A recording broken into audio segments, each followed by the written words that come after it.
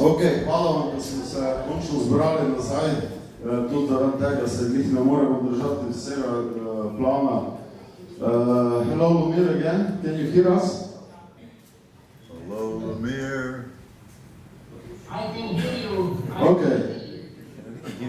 So now already see František is here. We will have we will proceed with discussion. We are all here now. Vas bi poprosil, da zdaj med razpravo tudi aktivno postavljate vprašanja. Zdaj imate tu znanstvenike, ki so pač vodili na tem področju na svetu in bi bilo prav, da zdaj to skoristimo, ker tudi, če niso prišli vsi ti, ki smo jih povabili, bo to objavljeno na internetu in pač, kar je enkrat objavljeno, se je zelo težko zbrisati. Taka vabljenih diskusij, pa lahko kar za vsakega gosta posebej, oni bodo pa itak imeli diskusijo med sabo. Zdaj bi samo še to povedal. Potem, okrog 3 bo Rok Svetek pripeljal kosilo, nekaj iz konopljene pač kuhinje, neko juho, pa te zadeve, tako bomo okrog 3 imeli eno malo pauzo in na koncu naredili še, poskušali spostaviti zvezo z SUV. Ker je pač za njih 9-urni in ne bo mogla drugače. Samo to, da veste za naslednjo pauzo. Hvala, zdaj bi pa prepustil besedo kar vam, publiki. If you have anything to add, now it's time to discussion and let's give them a chance to ask, okay? And Lumír, you will also join us in this discussion, yeah? Yes. Thank you.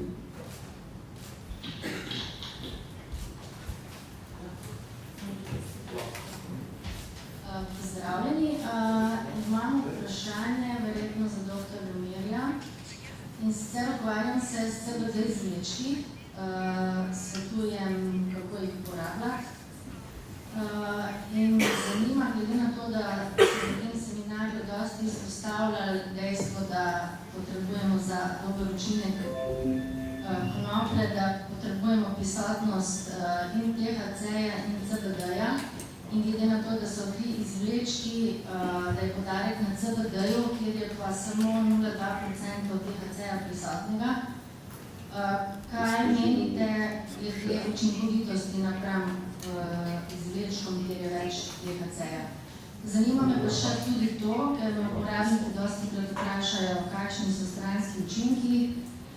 Kar sem uspela po literaturah najdeti, ne bi bilo nekih izrazito izraženih stranskih učinkov, ampak nekako po izkušnjah uporabnikov pa slišim, da je prisotna zaspanost, znižan pritisk. Tudi sama sem to preizkusila za 10% ekstraktom, tako da me zanima, kaj vi menite o tem. Maybe I can answer that partially. This is a 10% THC extract with a less than 0.2% CBD. The other way around. Yeah. Okay, a hemp strain. The effects of CBD are a good sort of synthetic. Se upravičujem. Gre za CBD ekstrakte, kjer je od 2,5 do 30%, tudi 50% smole CBD ostalo.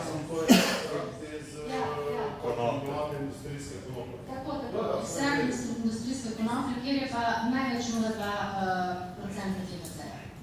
Kakšna je dejansko učinkovitost teh ekstraktov?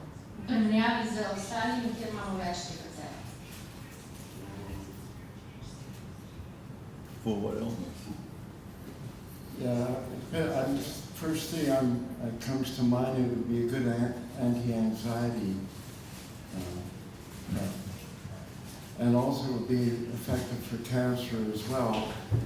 If I was treating somebody therapeutically with an extract of a strain like that, I would give them that as a cannabidiol, and if I was treating cancer, I would increase the THC over the CBD dosage until you see an effect.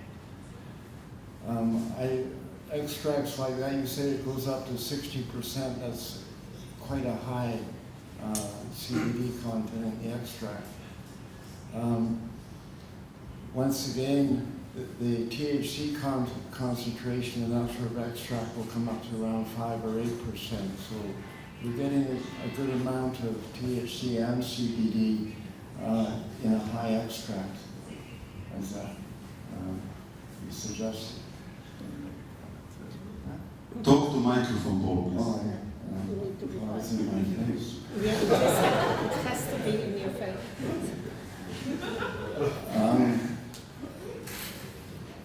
I would recommend that you go for the higher extract, in the 40 to 50% range, up to 60 if that's available, because you will get a fair amount of THC along with the CBD. I have a question actually to Dr. Lumír and to you. You say it's industrial hemp. So 2 questions. First, is it organic? Second, what is extraction method that you use? Do you know?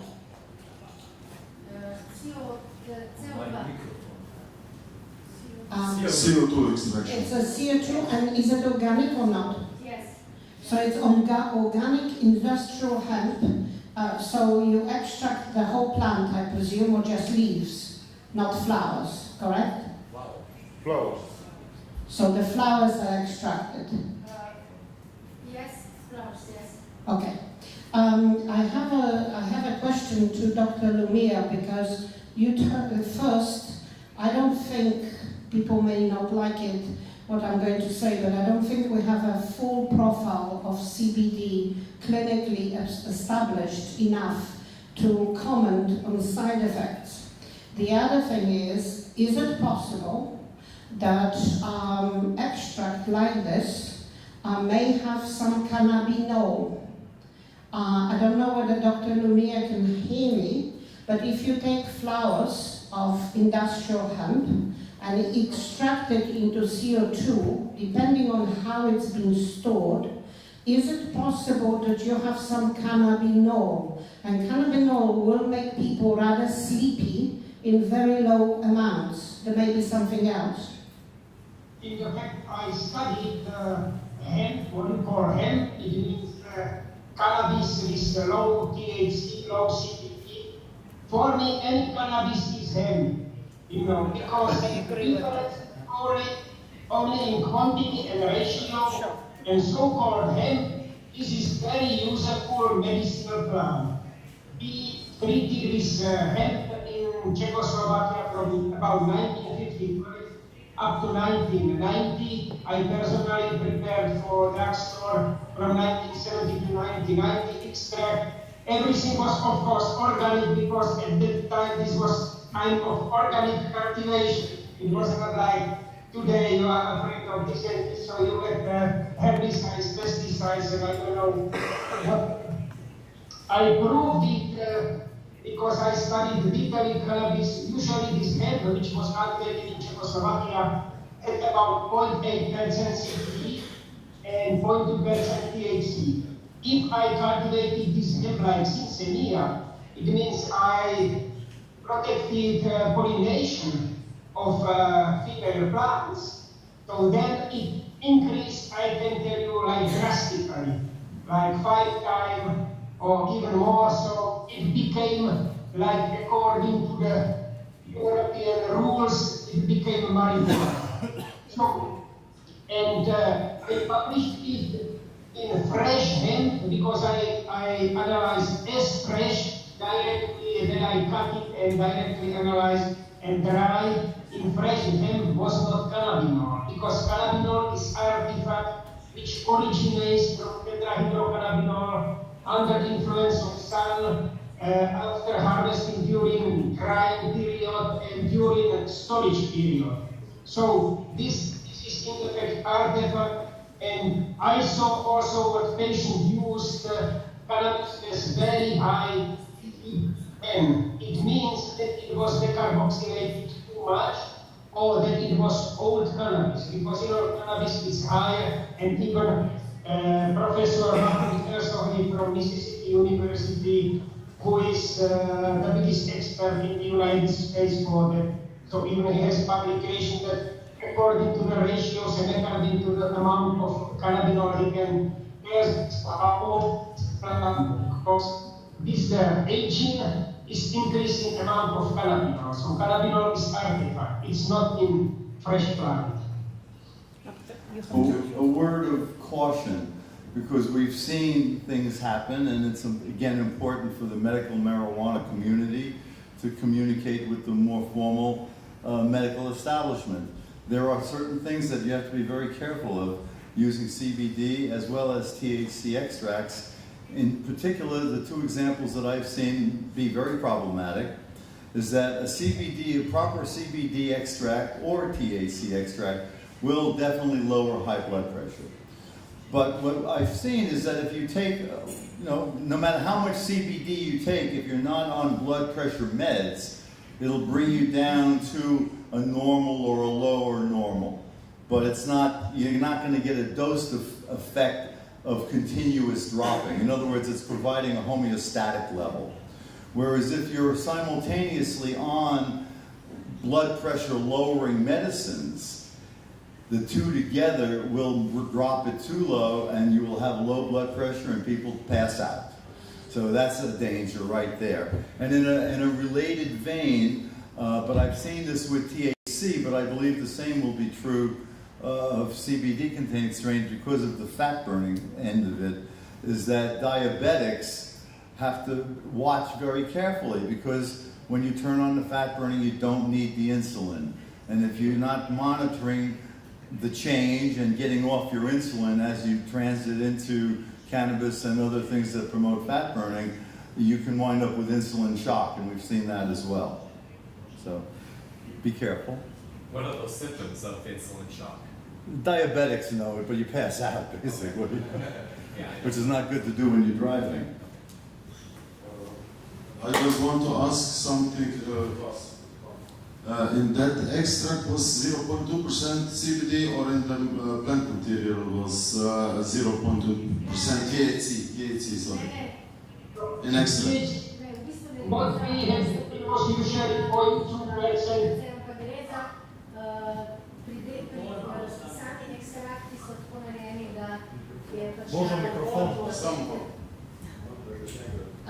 Spraševala sem za CBD ekstrakte, ki so v bistvu proizvedeni. Lumír nima prevod. Slabo. Te pa mi povede, pa bomo mi nespravili. Ukvarjam se z CBD ekstrakti, ki so tovarniško proizvedeni in je kontrolirana vsebnost CBD-ja od 2,5 do 50%, kar so smole, in je 0,2% tega prisotnega, to kot je dovoljeno, da je to prosti prodaj. Kontrolirana sestava, to so naravni ekstrakti. Ne, pri CO2 ekstrakciji pač... To je regulirati, koliko je prisotno. Se pravi, ni več naravni ekstrakt. Stari kanabinoidi so pa tudi prisotni. Ni naravni ekstrakt. Ok. Je naravni ekstrakt. Ni celovit. Je že vzet, razumem. Ampak ni naravni profil kanabinoidov. Ostali so ohranjeni. Ja. Samo regulira se CBD. Now this extract, it's a little bit different. It's an extract, but with just 0.2% THC. So it can be on market in Slovenia, because in Slovenia it's up to 0.2 THC as a food supplement. But not anymore, actually, because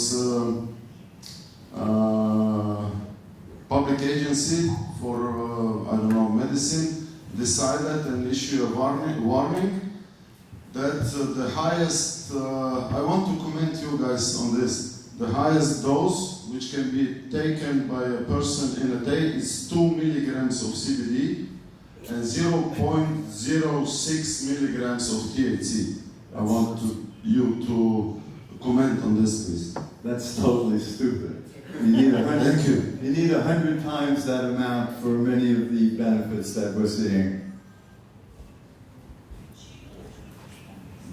Plus, there is no data that would suggest that you have a serious toxicity. You can't kill even animals with CBD dose. So that recommendation is not based on data. So in fact, from the activism point of view, I wouldn't tell them it's stupid. I would tell them to give you data, because the regulators cannot make decisions per law, per European community, per any legal framework based upon no data. This is what regulators say, that they make decisions based on data. So ask them for the data. Very simple.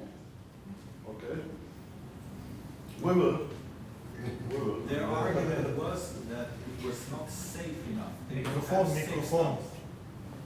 Microphone. But you can't, he said that this wasn't, the comment from the audience was that this isn't safe enough.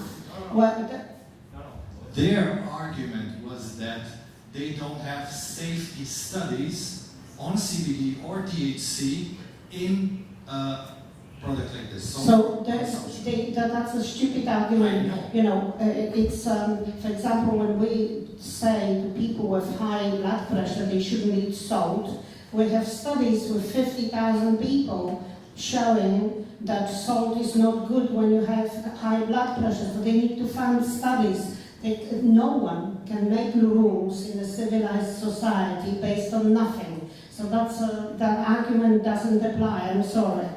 I know, but the sad thing that it would be applied, I think, and the problem is that they didn't look at all the studies, safety studies done on Sativex, done on Epidiolex, and let's say on Dronabinol, Correct. which were more than 200, 300 These studies studies are public. Yeah. They exist in the public domain. They have gone through European Community Regulatory Agency.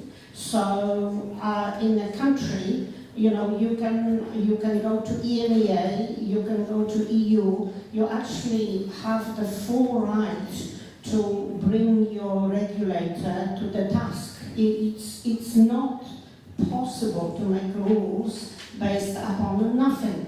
It's not in Europe today, I'm sorry. Just a question, this is regarding supplements, food supplements. So these studies were done on medicine. The question for you, were there any studies done on food supplements on the safety of these cannabinoids, which is in itself illogical because medicinal studies are way more, you know, have to be proven for safety than food. But well, you know, on food actually I don't quite agree with you because food industry right now is suffering from big problem. One problem is that it's precisely because it's food, people assume that food is safe. And of course, you know, it's not safe when you are eating genetically modified corn syrup that is in most of our foods. I mean, if you go to the supermarket, I challenge you to find a tin of product that doesn't have corn syrup. And 90% of corn, at least in the United States, is genetically modified.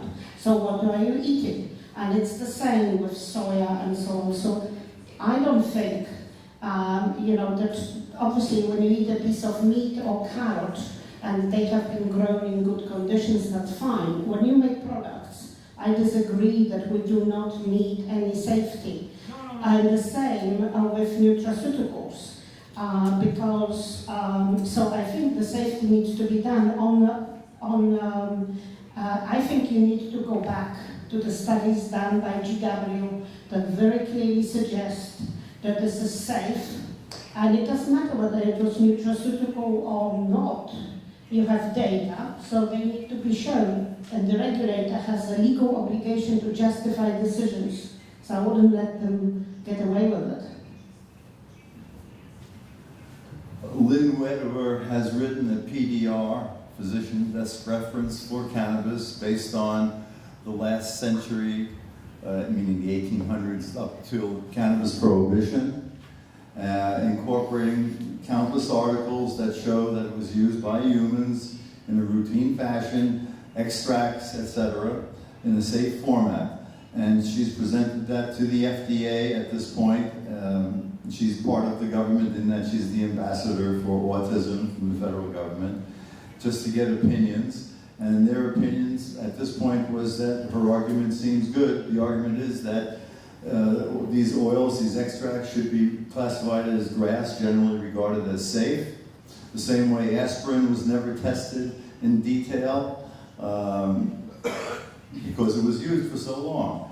Cannabis has been used for thousands of years, but we do have at least medical documentation in America from American doctors that is going to be very hard for them to ignore and just say because of the FDA decided it should be illegal, it should be illegal.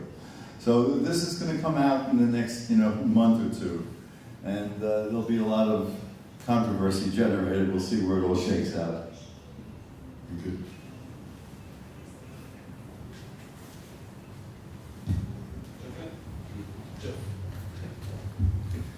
While we're on the subject of the government legalization, there was an article that appeared in a Canadian newspaper, I think it was last October. One government-supported cannabis agency that was providing, or dispensary that was providing cannabis oil, was offering tainted oil. And it resulted in a recall. So when we start to move the discussion towards not just the awareness of the legalization effort, but how can governments be held accountable to the quality of cannabis oil or whatever cannabis products they happen to be considering healthy for the people? Where can this discussion start and where can it go? I was speaking with a patient outside during the break, and it brought to mind what do I find most frustrating about dealing with medical cannabis. What annoys me the most is the variability in not only in the cannabis plant, in the products created from it. And I've always, since day one, I've been researching cannabis. I've always attempted to standardize and quality control product.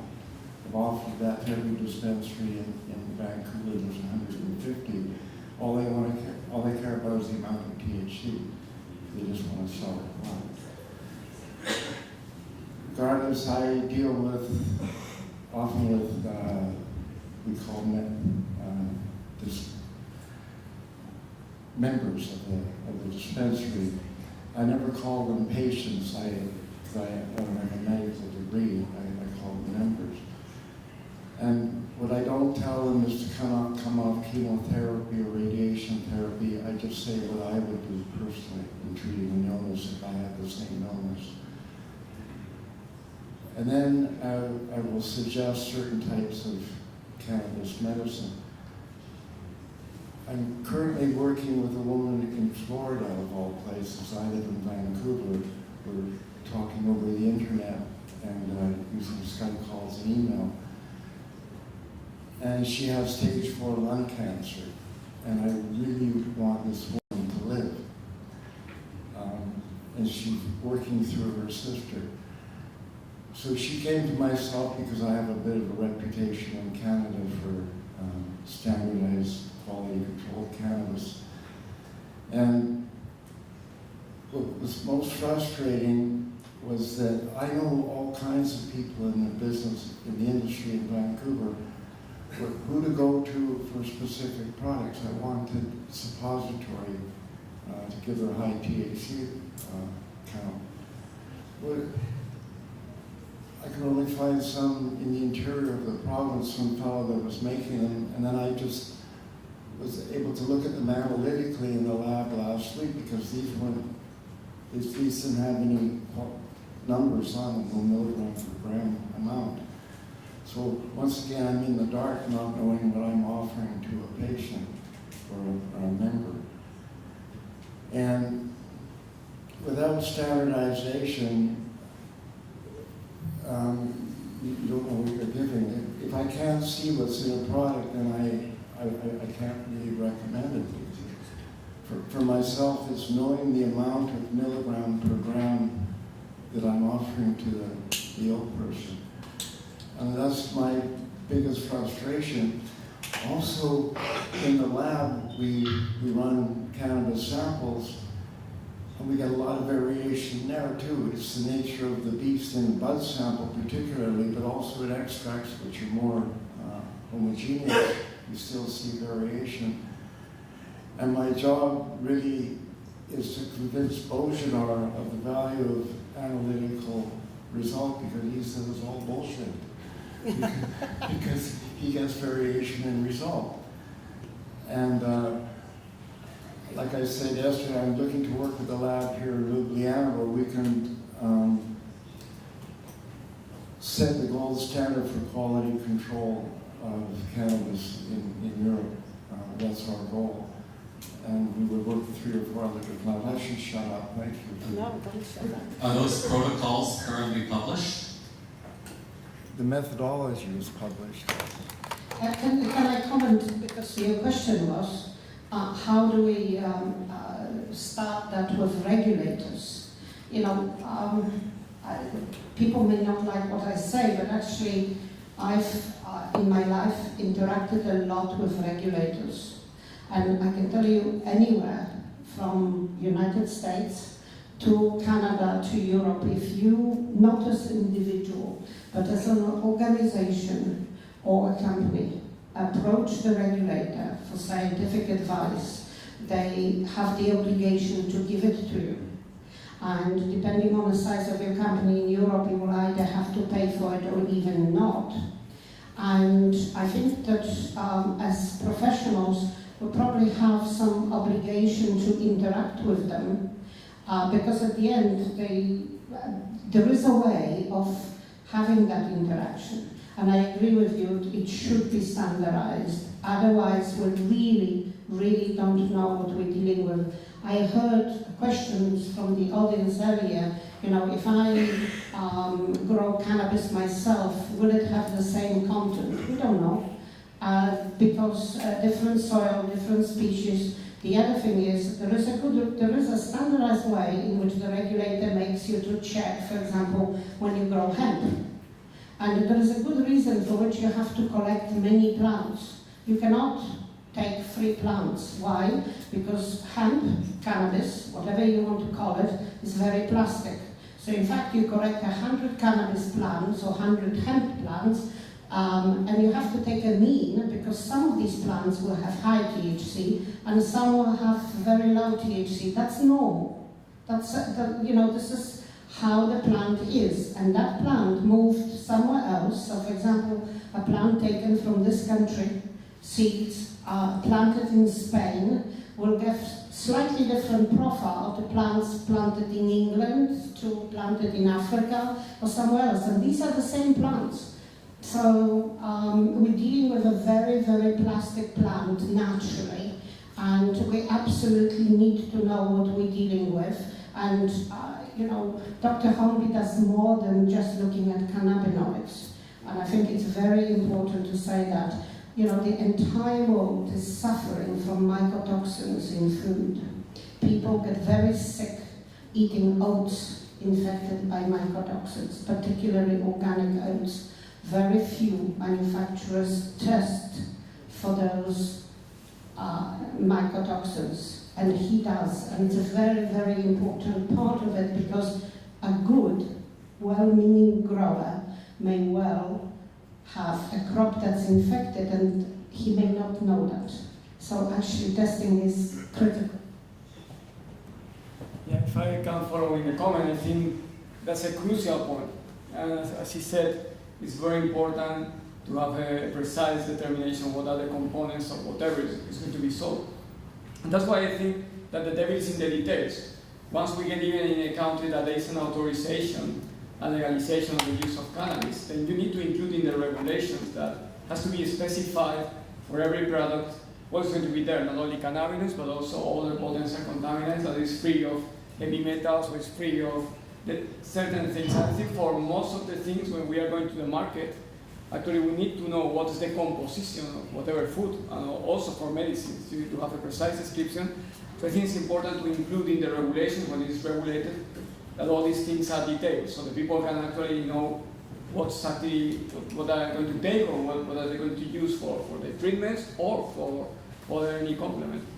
I want to ask you, Lumír, how you have quality control on the cannabis farms or breeders, and which tests are you doing there to follow cannabinoid and terpenoid profiles?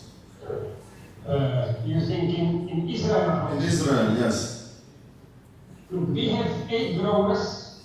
Growers understand they were interested only in THC contents. When I told them CBD, they were not interested. Later they came, we need CBD. So we started CBD, THC, and growers, today we analyzed everything what growers wanted to do themselves, and I said, okay, just do analysis, and I told them, please, can you send me your sample that I can analyze and we can compare your results and my results?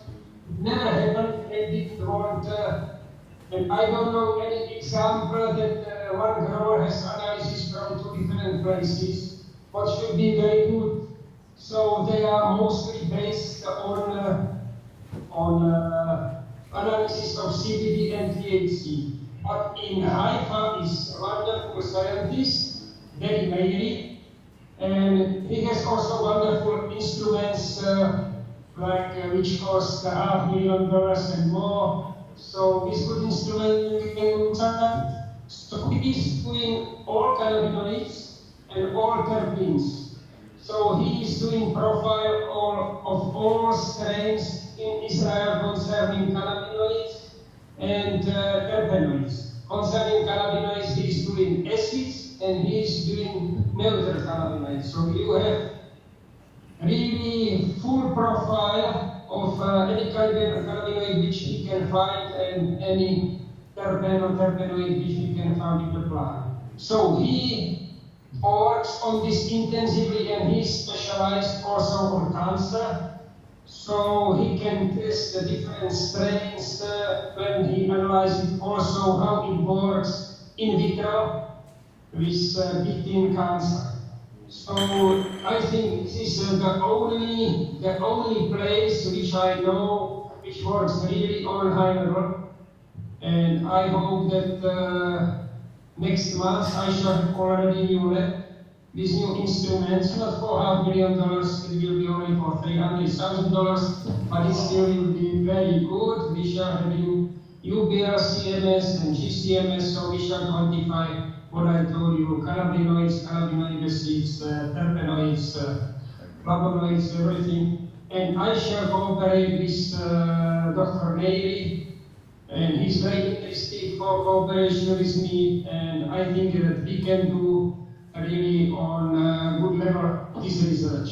Otherwise, growers, some of them have HPLC, some of them they give it to some company to analyze it, but it's very basic.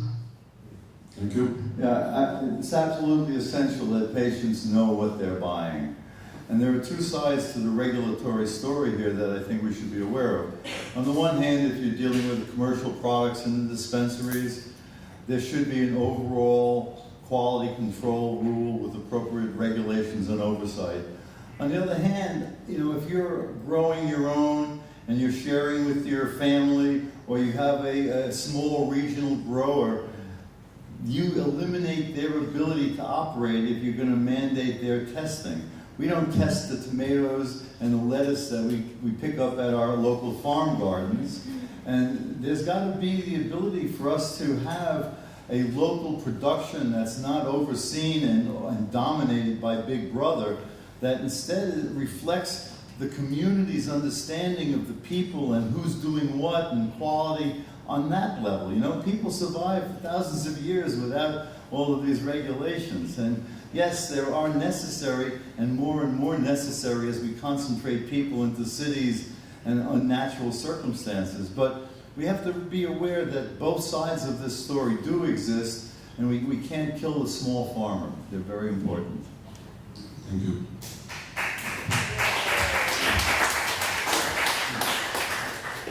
While we've opened the door to the mycotoxins that you mentioned, Dorothy, with this issue of chemtrail spraying, my research so far seems to tell me, correct me if I'm wrong, that hemp has the ability to clean a soil, but if someone is growing his or her own hemp in an environment that is prone to chemtrail spraying, are we ingesting those chemicals? Is the plant able to separate those chemicals? Or are we indirectly causing ourselves harm by believing that we are taking something healthy?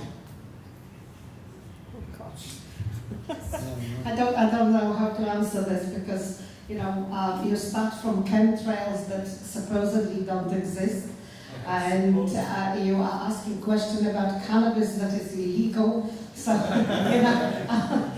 as a scientist, I'm having a serious problem other than that one should look. Cleaning soil for a plant normally means absorbing it. So, that would imply, and I don't have any data, I don't know whether my colleagues here are aware of it, but plants that clean soil usually clean it because they absorb the heavy metals or whatever from the soil. That means that is not really ingestible product. So I think, and that goes farther when we say we shouldn't test. Years ago, most of the stuff was grown organically. I would love to challenge the cannabis grower and ask them, can they grow cannabis without purchasing anything? Could you just grow cannabis and on chicken manure and horse shit? Because this is not what I hear.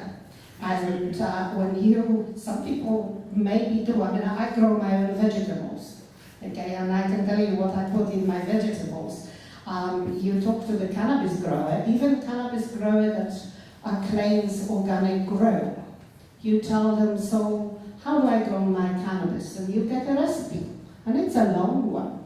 And where will they get the ingredients from? Well, they are going to go to, I don't know, in England would be a hydroponics company or some other company that is going to sell them lots of bags of stuff. What's in the bags of stuff?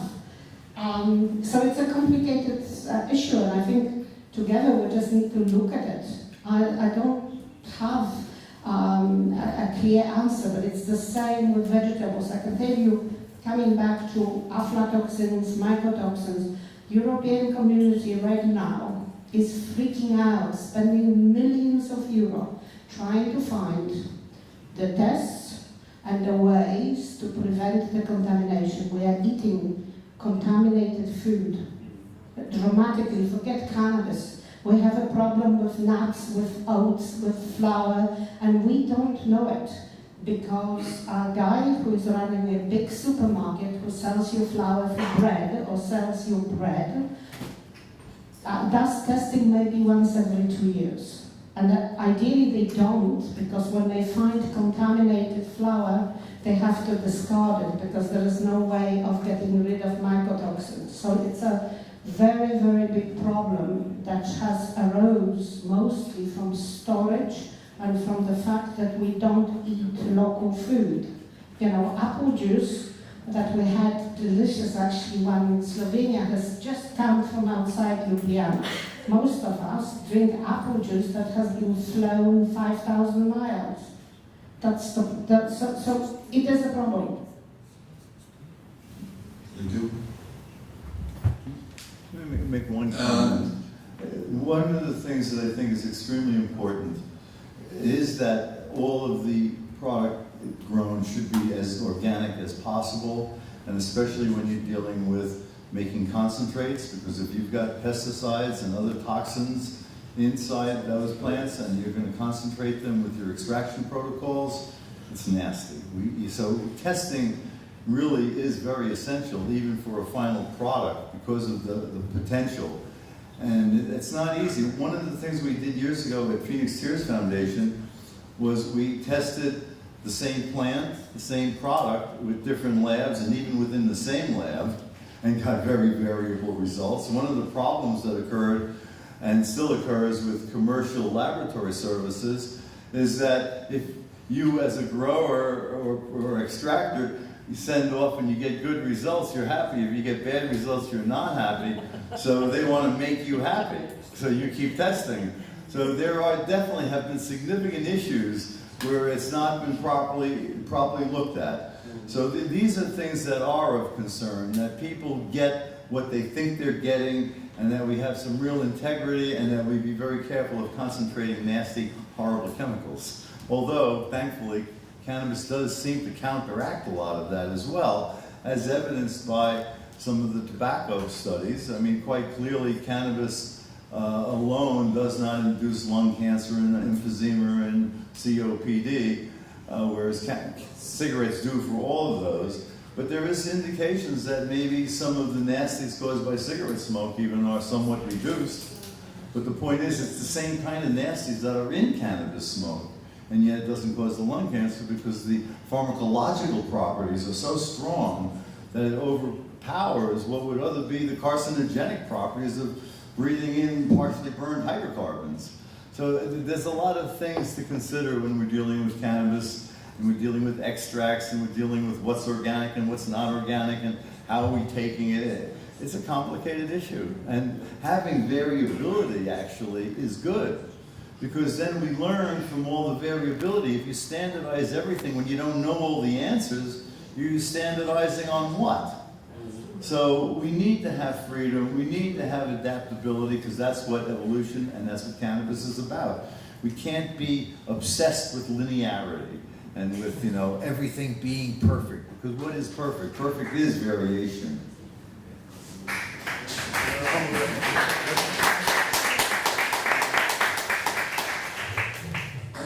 When I first began analyzing cannabis roughly 20 years ago, the old-timers, the old pot smokers I knew, they'd say, if you want to know if it's any good, just smoke it. But that's not good enough for me, because I'm an analyst in my thinking.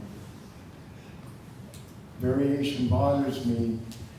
Like Bob says, if you're growing your own, you can use your own nutrient, you can use your own processing method, you can stay away from certain solvents, and create your own product and share with friends and family.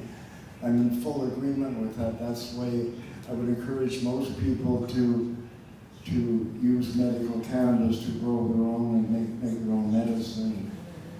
And we can write the books on how to process it and turn it into medicine. But standardization is extremely important to get a milligram per gram amount. And it's really my job to convince Božidar once again that the validity of analytical equipment. That's why I like to validate methods with people like Dr. Hanuš and other labs who are credible and come up with standardized products. So, if I understand right, the standardization means that you inspect the let's say, extract, and you just acknowledge what's inside and take action according to what you have. Or should be the product, let's say, the product that you buy from a dispensary or a pharmacy should be the same every time. Yeah, absolutely. I believe that once again, it's variability. If you take a normal dose of cannabis, you expect a certain result, right? A certain effect. And that consistency of effect is very important. In my mind, to work out a regimen of dosage for a person you're treating for cancer, you have to be able to quantify what you're giving them. And as a researcher, I like working with people that experiment with their dosage. We give them a standardized dosage. If they take it home, I suggest they take 50 milligrams in a capsule. I would like a person to double up one day and go back in half a day and take notes. That's the way we learn, right? But if they stick at that 50 milligram that I suggested, you don't learn anything. But that's often what the patient or the member will do. What I meant was, if somebody was to get, I don't know, 500 milligrams of THC a day, and let's say we have an extract that has once 25% of THC, then we should use 2 grams of it. And if we have 50% strength, but otherwise the cannabis ratio is about the same, then you would have to use just 1 gram of the other one that has 50% of THC. Yes. Isn't that standardized? It's a lot of work for pharmaceutists to prepare the exact amount, but they could probably adjust the dose when they're making suppositories or I don't know, solutions for people to take. Bob's grabbing for the mic here, so I'll pass it on. Well, no, because that's a very important issue. And total quantity is critical from what we're seeing in terms of cancer patients. And if you wind up having to take a lot of something that's very weak, then you're also taking whatever the other stuff is. And again, that makes it even all the more important that you have it analyzed, because what if you're taking a whole lot of weak stuff that's loaded with nasty crap? So again, the analysis is extremely important, and we've seen these results. Yes, but let's say we have the same strain, then the variations in ratios and percentage is not that big. It's like, let's say, 2-4%. And when you let's say we use White Widow, and one is grown outdoor and reaches, I will say, one number, let's say 15% of THC, and we use the same clone and we use it indoor and we reach, I don't know, 22% of THC. We make the extract, but we just, in my opinion, as I understand it, we would just have to use that much more of White Widow extract grown outside than the White Widow grown indoor. But it might be very different in other components. Exactly. Yeah. Very The thing is that different. I think you need to think on different batches. You may have something prepared that contains certain amount of cannabis. You could have variations when you are capturing the same variety inside, outside, different conditions. But if you want to sell it to someone, and then you want a patient or someone to buy it, then that person needs to know what's actually there. And you are right, maybe the pharmaceutical or someone else could adapt it to the real amount that the patient needs to take in terms of THC, CBD, or other cannabinoids. It has to be clearly established what is in your extract. So you might have, and that's something that obviously needs to be discussed, you might have different batches. So I produce this summer batch, and the next summer another batch, and they contain different amounts THC or CBD, although they are similar. But then you need to explain that, and has to be very clearly indicated in the batch, and then if that might be used for a preparation of something standardized. But then when a patient needs to take it, or someone needs to take it, they need to know which is the amount, because then, as they said, then you can work out the doses that actually the patient is taking. So they should have batch numbers. Exactly, batch numbers or quantification. I think one thing I want to add, that most of all you needed clean in terms of nasty chemicals. And you can get contamination when you grow outside that may not necessarily come from you. And you know what? I'm looking around the audience and I'm looking at the discussion. Let me tell you something. Years ago, we talked about resistance to drugs, genotyping, and everybody said, what a nonsense. You know, it's going to cost us a fortune, it's not necessary, we don't need to do it, we don't. Today, actually, for many drugs, for antibiotics, for many diseases, with the full spectrum. So if you, in cannabis, think that this is not going to happen, it's a joke. It's going to happen. It's going to happen. You're going to be driven to have to do it because there is a technology. And what happens, it happened in the United States only a few years ago. You had a patient who went to dispensary and bought extract. Then in a year's time, he went to another dispensary because that dispensary guaranteed particularly high THC. Then somebody said, oh no, but you also need CBD. So a competitor was selling CBD extract and they said, we tested in a quality assured lab. It's a progress. It's, we can't stop it. I mean, why do we have mobile phones? Because it's a technology, and why don't we throw them out and write letters? We don't. We actually SMS, we use the technology. It's the same in cannabis, and you can't say, I won't do it. You can't say it's enough, because the technology gives you the opportunity to do it, and you don't do it, your competitor will. So I think, to me, the most important is clean. The second, whether you like it or not, we need to understand whether that extra cannabidiol, cannabinol, terpene, whatever else, doesn't matter or not. And for you today, no, it doesn't. But tomorrow somebody will produce data and will tell the patient that their cannabis is better and they will sell it for better price. Or maybe even for lower price, but they'll sell more and you won't. We have to face the fact that we need to sell a clean product, and we need to understand how that product works for our patients. You can't reverse from it, I'm sorry. Can I ask something? I would like to go in the same lane and follow what you just said and what was said in the morning discussions. And it's about, yes, the seed is a seed. And the plant grows, hopefully, in the same area, with the same water, and the same amount of sun that you get. And even in a sense of microbiotics, and you know that we are fighting for the decriminalization of use and the legalization of personal growth.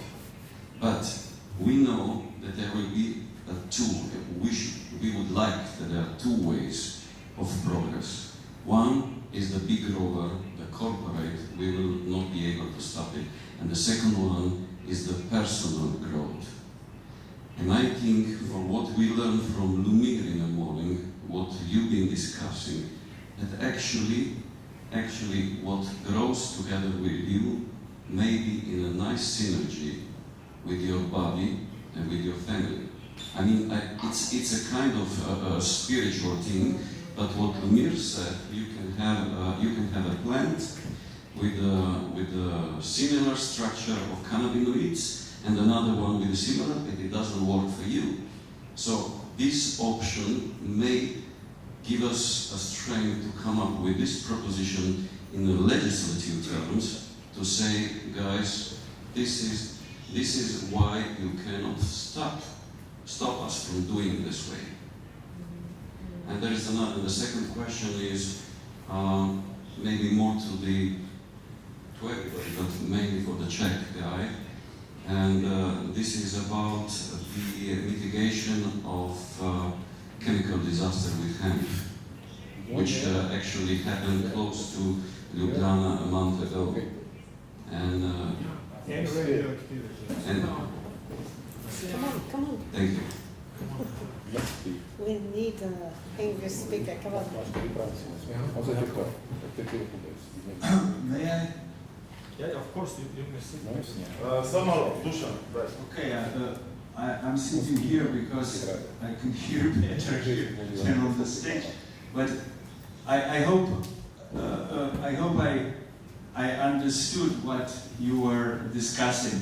So I wrote down some of my comments. We are discussing about standardization, and here I wrote down this is, and also I want to contribute something that is called pharmacological determinism. This, okay? So that effects of drugs stem simply from their pharmacological properties and are fixed, stable, and universal. Okay. I would like to criticize this pharmacological determinism since I'm coming more from a public health, social medicine area. I would like to contribute that in addition to this pharmacological impacts, influences, the effects of drugs are not caused primarily by their chemical makeup. Yes. Not only dosage and the content of the cannabis. Of course, we know it's a mode of administration that is important. It is the age of the user. And then there are other very important factors that we usually forget on them. The effects of drugs are caused also by cultural beliefs about drugs and environment, political, social, economical, all this influence on the effects of cannabis. Legislative and enforcement context is important. This all has influence on how cannabis will work on us. Policy settings, social attitudes toward drug users, cannabis users. Psychological makeup of the user. Subcultural settings, etc., etc.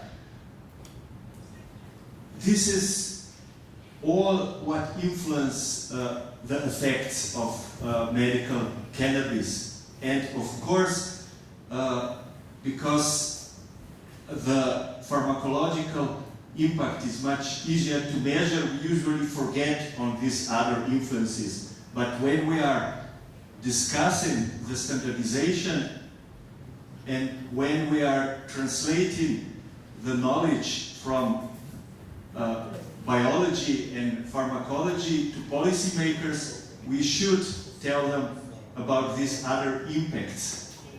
Because in particularly these other influences are important when we are fighting for the right to have access to medical cannabis.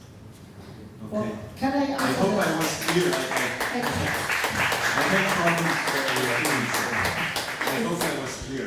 It's extremely clear, and that's why we have such a popular development in personalized medicine, personalized nutrition. We know that we are not the same, and we know that we have different resistance also to toxic substances. You know, some people, we have different resistance to radioactivity.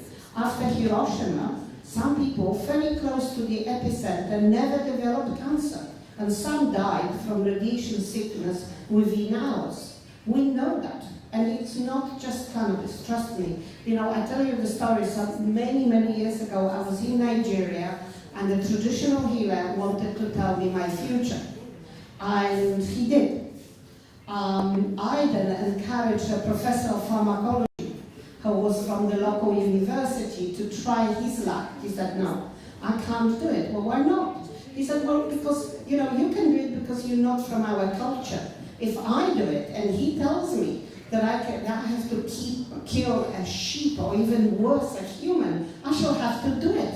So I can't have my future told. And that, you know, told me how strong, so it was fine for me, because I came from Europe, and to me, the black magic didn't apply, but he, despite the fact he was a professor of university, he was working in pharmacology, did not have courage to go against his culture. So I think you know, for me, with due respect, even though we are fighting for the right to decriminalize the plant, for me, it isn't that different. We are different. There are variations. We do respond differently. When we talk, and I think maybe there is some misunderstanding when some of us talk about standardization, we are not trying to tell people that they will not be able to grow cannabis in their garden because there will be a big brother to tell them what to do. But we need to be more and more aware that even when you grow tomatoes and you take toxic supplements, you throw them in your garden, these tomatoes will be toxic. So it's not just cannabis. We should not, when we talk to the regulators and we want the freedom, we shouldn't create something else that isn't. Because, you know, look at organic growers. People are talking about biodynamics. Why? Because actually vegetables grown in a good environment are much better for you. It's not just cannabis. Cucumbers, you know, beans, tomatoes, potatoes are all very, very important. And in fact, if you just take cannabis and do not change your diet, you know, I challenge you that cannabis will work, but actually you need to look at your diet as well, and ideally grow it organically. So I think I agree with everything you've said, but at the same time, let's not focus just on cannabis because it isn't true.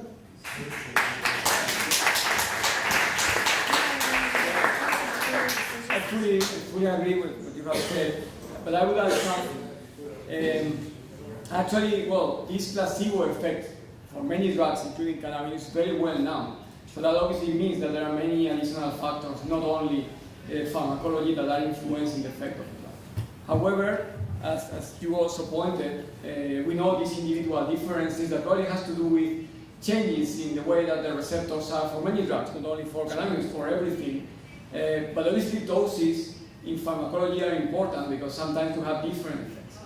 And we are not questioning, on the contrary, I think we are all supportive of everyone culturing their own plants, having their own supply of cannabis plants they want to use it. But here the point is, if you want to sell something to the general public, maybe someone who is not culturing at home, someone that is living in a city or never had a contact with cannabis, but they realize that could be good for them, they want to buy them, and they want to buy something that has a precise amount of each of the components. Maybe not exactly always the same, but if I go for a batch, I know that this batch has contained this amount of THC, CBD, and is free of contaminants. I think that's the point, rather than having something that is always exactly the same. Well, but at least the patient or the people who are going to take these cannabinoids, they need to know what amount are in this precise extract. That's why I think standardization is important. Also because there is a business behind of all this. We need to be aware that the people are going to sell these extracts and they are going to earn a lot of money, but if they do it, they have to do it in the appropriate manner. So the people need to have the right, they have the right to have access to something that is containing the right amount of cannabinoids.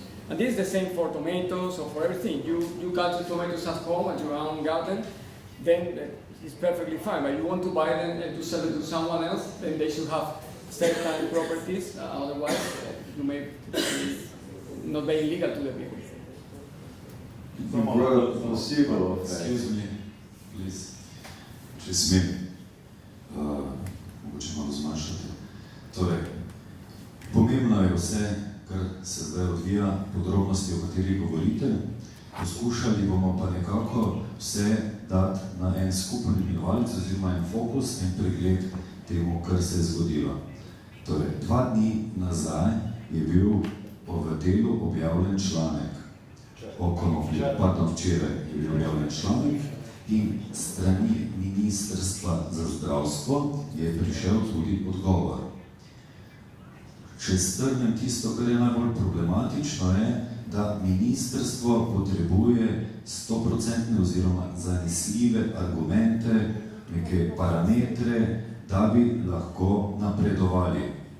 Poskušajmo jim zdaj skupaj z vašo pomočjo odgovoriti, kaj vse je potrebno, da bodo lahko stabilno pomaknili situacijo naprej. Pa bo Božo prebral odgovor iz ministrstva. Hvala te. Jaz se zahvaljujem pač ministrstvu, zdaj nas je že ena gospa z ministrstva večkrat javno pozvala, čeprav naših argumentov ne upošteva, vendar bi prebral tole. To je odgovor na članek in verjetno tudi na ta seminar. I want to, guys, that you comment after it, okay? Božidar, the translation didn't work, so we didn't understand, or I didn't, so what he actually said. I will read the answer of the Ministry of Health Slovenian because they are asking us to help them on the cannabis policy. It's official. Good. So I will read now in Slovenian and you please listen and comment it. Ministrstvo za zdravje ob zavzemanjih za legalizacijo konoplje opozarja na mednarodne raziskave in sicer na zdravstvenem ministrstvu pozivajo vse, to smo predvsem mi, ki lahko prispevajo k argumentirani razpravi o drogah v Sloveniji, da upoštevajo podatke mednarodnih in nacionalnih raziskav. Ti kažejo, da je Slovenija po dostopnosti do konoplje na drugem mestu v Evropi, opozarjajo še, da legalizacija konoplje prinese več kriminala in večjo razširjenost droge med mladimi. Na ministrstvu navajajo podatke mednarodne raziskave ESPAD in Kliničnega inštituta za medicino dela, prometa in športa, s katerima se je ta teden seznanila vladna komisija za droge. Izpostavljajo podatke iz raziskave inštituta, ki ugotavlja, da je med slovenskimi dijaki prvih letnikov srednje šole problematika drog, zlasti konoplje, izraziteje bolj prisotna kot v večini ostalih 34 sodelujočih držav. Nasplošno je zaznana dostopnost konoplje med slovenskimi mladostniki po navedbah ministrstva, ki se sklicuje na omenjene raziskavi, med najvišjimi v Evropi, saj se je pred Slovenijo pri tem uvrstila le Češka.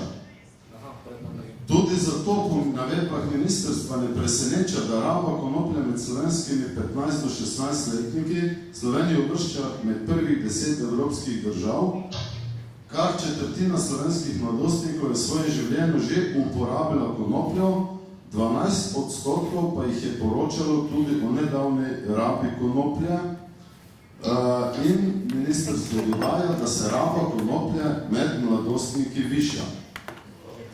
Na ministrstvu opozarjajo, da se tako v svetu kot pri nas pojavlja vse več interesnih skupin, ki izražajo pobude za legalizacijo konoplje.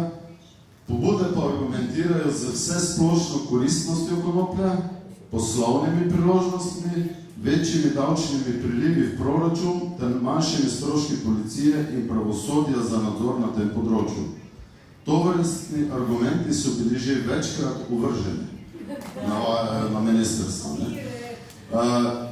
Glejte, vemo, s kom imamo posla, ampak to je zdaj uradno in uradno bi rad tudi odgovor znanstvenikov danes. Denverska raziskava več nacionalnih inštitutov za zdravje je na primer pred kratkim pokazala, da je legalizacija prodajanj konoplje povezana tudi z višjimi stopnjami premoženjskega kriminala v njegovi okolici. V Oregonu, ki je malo stran od Denverja, kjer so v preteklih letih deregulirali konoplje, ugotavljajo, da se je med letoma 2006 in 2015 z višanjem števila bolnikov, ki uporabljajo konopljo v medicinske namene in z višanjem števila gojiteljev konoplje značilno povišala tudi razširjenost rabe konoplje med mladimi. Is that right, Bob? From the studies I've seen in Colorado, not Oregon, so I don't know, in Colorado, that's not been the case. And from what I remember as a general recent article, that the states where medical marijuana was available, the increases in youth were not as big as in other states, but there was increases in all of these. So you have to always look at how the data is presented and how it's interpreted. You know, the bottom line is the stuff's good for you, and children who need it as well. In na koncu, še dva zadnja stavka, kar je izziv za vse nas, ki smo danes tukaj, pa bi prosili, da sodelujete predvsem pri tem.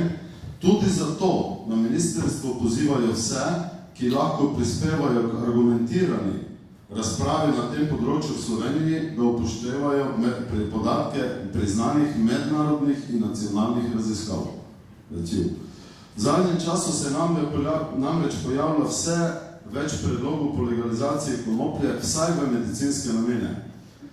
Na ministrstvu v zvezi s tem pravijo, da je vprašanje, na kakšen način naj se regulirate proizvodnja promet, tako za medicinske kot nemedicinske namene, zelo kompleksno in terja tehtno premislek za vseh možnih perspektiv. Kot pravijo, se stroko izvajajo številne aktivnosti in ukrepe za zakonito ureditev področja in omilitev negativnih posledic. Upam, da se je kdo prebral včerajšnji članek v Delu, če njega še lahko najde, jutri bo na spletu, jutri v ponedeljek, pa boste videli, v kakšnem kontekstu je to spet napisano. Mi bi pa danes morali, po moje, nekaj napisati, da rade volje ponujemo pomoč ministrstvu, ker očitno niso, ne vem, sami sposobni ali karkoli, da oblikujemo politiko.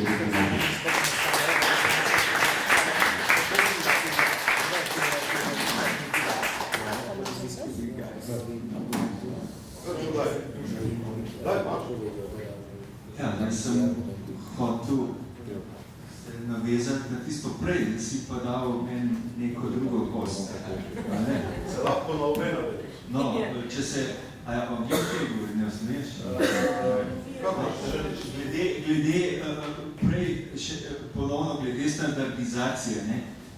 Ravno javno zdravje in ministrstvo za zdravje vedno poudarjajo potrebo po upoštevanju te širše definicije zdravja, ne, ki jo je dala Svetovna zdravstvena organizacija in jo je od svoje ustanovitve po vojni naprej večkrat dopolnila, ne, in ta širša definicija zdravja je vedno ta, da je zdravje, ne,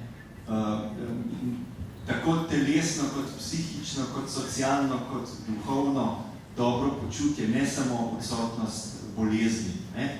In seveda standardizacija in farmakološki determinizem, ki sem ga prej pač bolj provokativno izpostavil, se tiče predvsem telesnega zdravja. Ne? Na vsak način tako zelenjava, ne, tako paradižnik kot krompir in zdravila vplivajo tako na telesno zdravje kot na duhovno, socialno in psihično. Ne, samo mi, ki se imamo ne, za znanstvenike, na raziskovalce, večinoma se vedno ukvarjamo samo z vplivi na telesno zdravje, ker je to najlažji in ker je to merljivo in ker se da to standardizirati.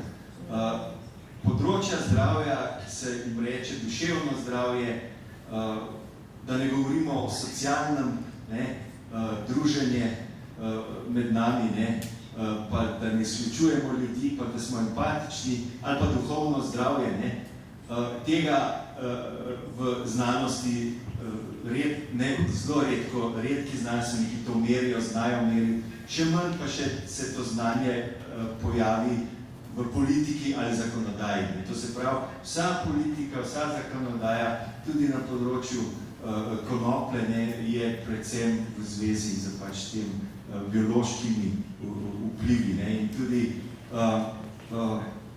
zato kaže vedno izpostavljati, ko se prenaša naše znanje in informacije, to definicijo širšo Svetovne zdravstvene organizacije, ki se ne ukvarja samo z zdravjem, ampak tudi z dobrim počutjem. Brez dobrega počutja tudi zdravja. In uporabniki tako imenovane rekreacijske konoplje sami vedo, da jemljajo to konopljo konopljo zaradi dobrega počutja. Ne. Nihče si noče škodovati, nihče si noče slabo počutiti.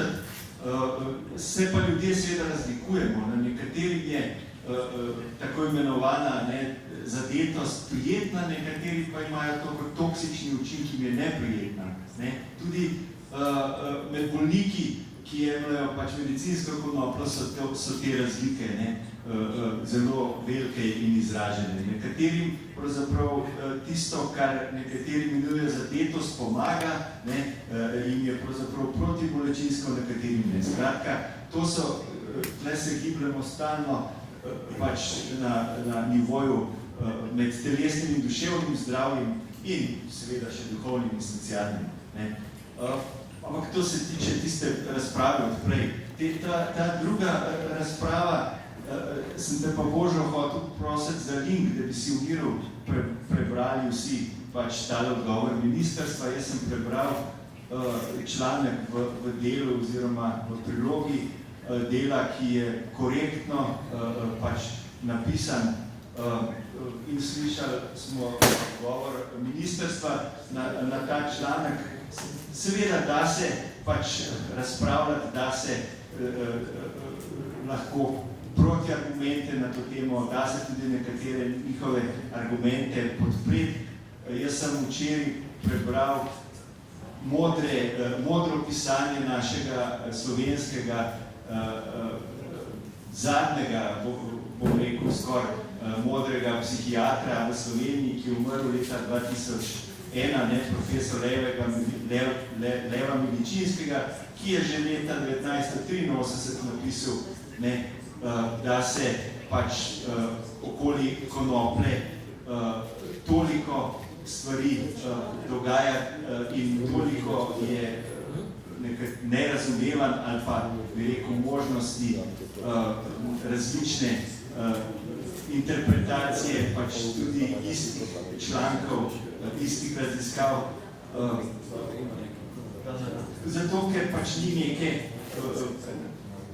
poštenosti med vsemi, ki to komentirajo, bom rekel. Če je dovolj znanstvene integritete in poštenosti med ljudmi, ki pač spremljajo literaturo o vplivih in učinkih konoplje, ki so pozitivni in negativni, lahko. Potem je seveda debata lahka in potem se nekje pride do nekih zaključkov. Če pa je premalo znanstvene integritete, potem je pa seveda vedno premalo znanja in premalo transparentnosti in so vedno neka ozadja, ko pač tisti, ki so pošteni, takratko potegnejo zaradi teh ozadij. Milčinski je pač tudi rekel, da se stvari že končajo, včasih že tam profesor, psihiater, ki ga omenjam, da se že pri zbiranju dejstev. Že važno je, katera dejstva zbiramo in če pač ne zbiramo vsi ista dejstva, potem seveda je debata pač nemogoča. Zato je pač pomembno so takšna srečanja, kot je to današnje.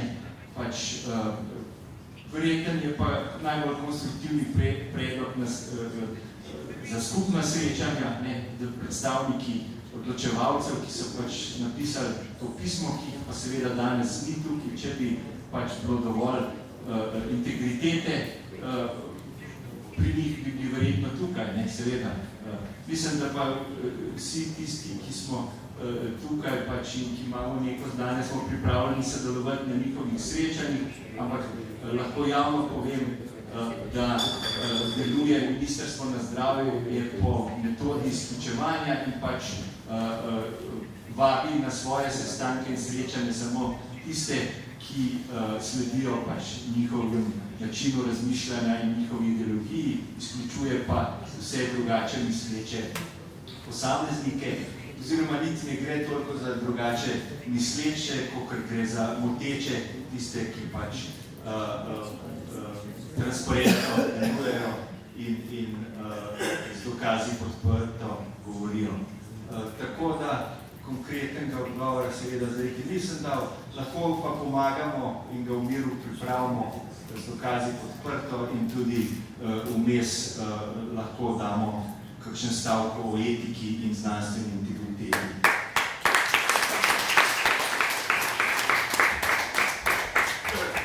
Yes, just to add something, because there was... Okay. I was on that committee, the National Committee for Drugs, the Committee for Drugs of the Government of the Republic of Slovenia.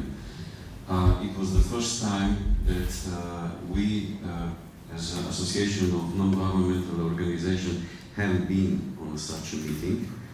And we asked for now 15 months, and there was a letter going on from the cabinet of the Prime Minister of Slovenia to the Minister of Health to include us officially into this committee. And when I arrived to the committee, they said, you are not part of the committee.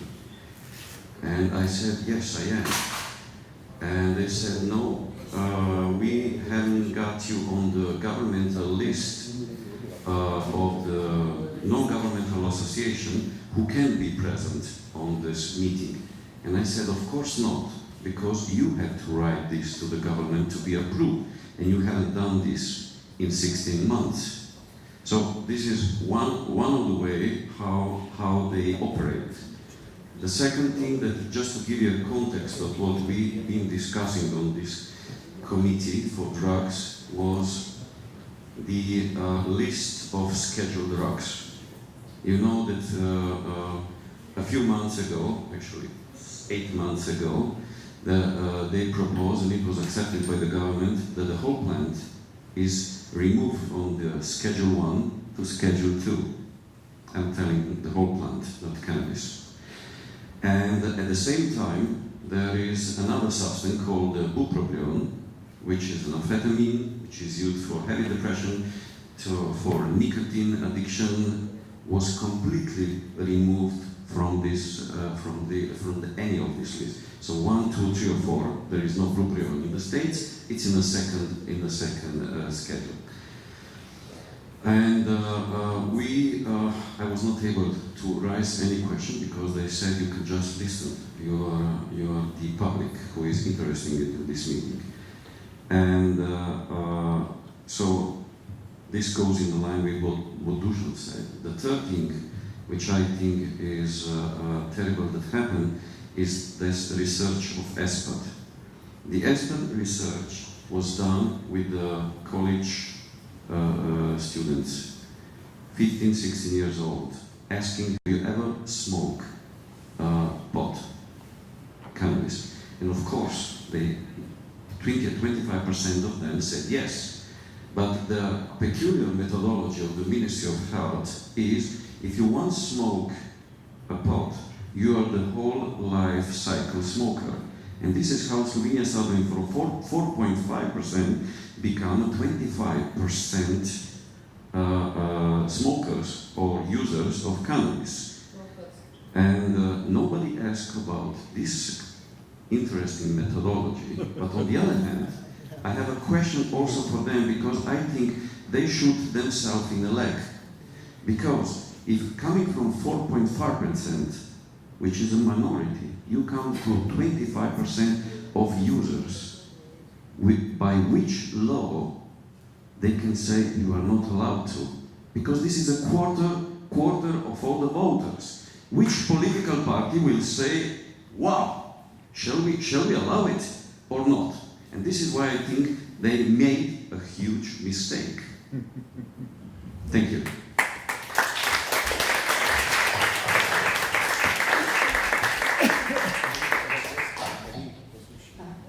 Can I say something? I actually think that you have an unprecedented opportunity. I'd like to see the letter because it's I've lost huge part of translation.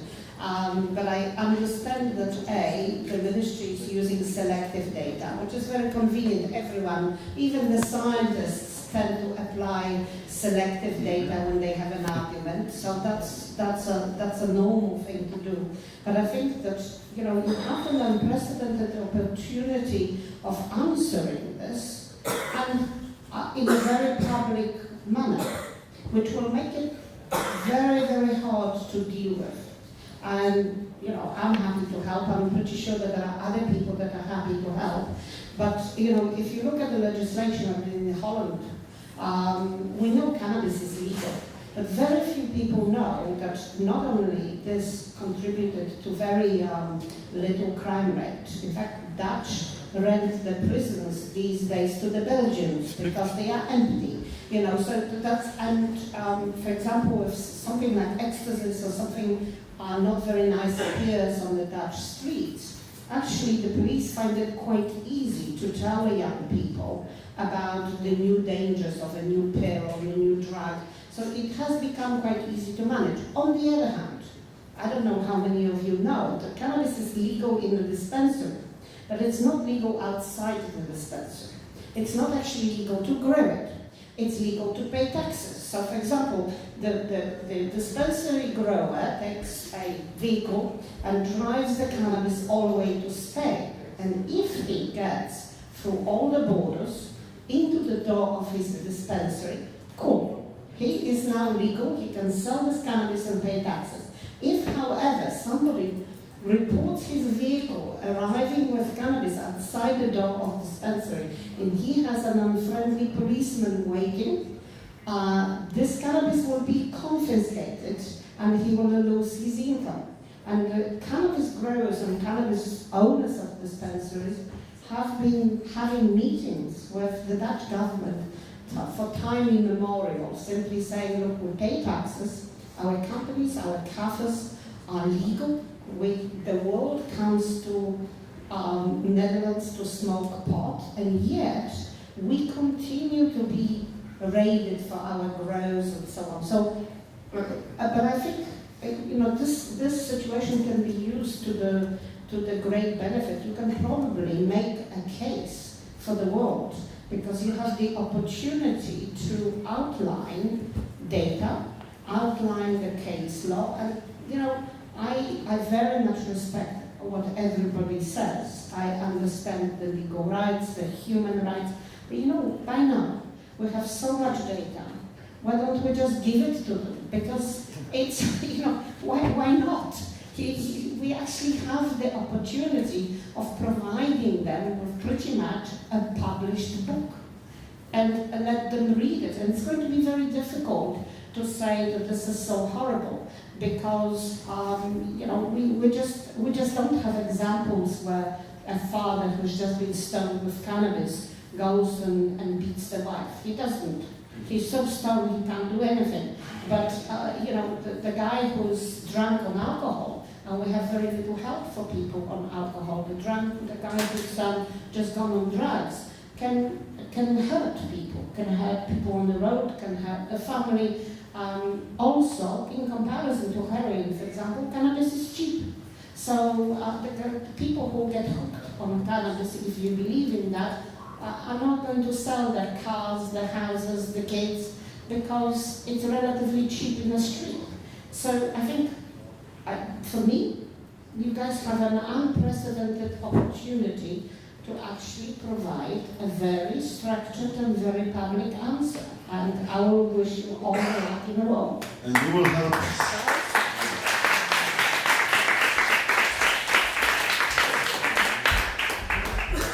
Not necessarily in exclusion to Dorothy's suggestion, but I think that what we need is a consensus statement from the professionals who are here that specifically says things that we've basically all agreed on. That people need access now, and that as the science unfolds, we can do whatever adjustments one way or another. But for right now, we know there's enough evidence that people are benefiting, that people need access, so we should have a consensus statement to that effect.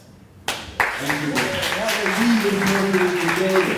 don't want to give them the data and have them interpret it with their twisted minds. we want to interpret it up front. Thank you. I mean, I agree with the arguments. Actually, that answer opens the option of answering at the same time, and there are hundreds of arguments to really support the legalization. Probably, it's also important to think on the strategy. I think from the main argument was many adolescents are going to smoke, and even more than they do it now. Well, I mean, we can really admit that it's true that adolescents are not a good population to smoke marijuana. Right? The brain is going to be affected. The risk of having psychotic seizures or things related to alterations in the brain could happen. It's more likely in the adolescent. But I mean, that's first. I think it's ideology. And second is an hypocrisy, because obviously everybody drinks alcohol. Many adolescents are drinking alcohol, although they shouldn't do it in terms of the brain or brain development, but it's allowed in all countries in the world. So I think that's something that could be regulated in a way that you try to avoid that people that are under 18 or under 21, they have access to cannabis. But on top of that, obviously there are a lot of arguments. And now the point is, it would be important to do the legalization upfront of the medicinal and the recreational cannabis, so it's better to take a strategy that makes first one and then the other. Because at the end, the logical thing is that I'm sure that it could be 2 years, 3 or 4 or 5, but at the end it has to be legalized. But I think the point on the needs of the patients is something that is impossible to deny. That's first part should be something that, I mean, some patients need it, some patients have that need, and you can even bring the argument of these patients that have benefit of that and have improved a lot the quality of their life, and that's something that they need to give the testimony. Probably that's something that's going to change the minds, at least of some people in the ministry. But then also, as they said, we need to prepare arguments to respond to this letter, because this is an excuse, ideological excuse, to avoid moving forward with this, because obviously, I mean, there's no logical on this answer. Because many other drugs, many other situations that are actually legal, they have the same risk or even higher, normally much higher. So that's not an argument, because many people need it, and many people are actually using it illegally. So what we need to do is to regulate that, to make safe access to the people. So I think it's discouraging in one way, but it's also giving you the opportunity, as he said, of answering and really providing the answer to all these questions. Hello there. Now, could I just ask something, please? Now, we know we're looking at regulation and standardisation and things, but didn't we make the same mistake with antibiotics when we just had one antibiotic and then everybody got used to that antibiotic and etc. etc. Is a little difference in the compounds not a good thing? And also, how long is this going to take? You know, I've been doing this for over 20 years now, trying to help people. Now, I understand that, you know, we're all human beings and we've all got an endocannabinoid system. When is the point going to come? When is the axis of change going to be that we include it in food as a food supplement? I mean, it's a fundamental nutrient, cannabis. How can a law stop something that's a fundamental nutrient? It's like the law trying to stop you drinking water or something. It just doesn't work. How can, you know, you're using things that we're talking about, these micro-contaminants and things, and it all seems to be pointing to push people away from it. We need to be getting people into it. I mean, for God's sake, if cannabis can cure and kill cancer cells, you think there's any sort of microbionic material or anything that's going to harm a human body? I'm very sorry. I have cannabidol on my shirt. Znate kako, ja mislim da čovjek u stvari najlepše, najbolje zna šta taj drugi radi krivo. To je najveće znanje u svijetu. Ali mislim da isto tako, nažalost, paradoksno, ne postoji čovjek, ne postoji argument, ne postoji uopšte ništa kako možete urednički šta objasniti. Postoji samo jedan argument u cijelom svijetu za sve, iskustvo. A paradoks, kako bi taj čovjek koji je pisao taj članak, kako bi on je bio u situaciji kako ovaj kolega iz Opatije, ženska koja ne može 19 godina da se makne. Taj čovjek bi u životu ništa nije napisao protiv, jer bi došao i molio, molim vas pomozite. I to je jedan pravi argument.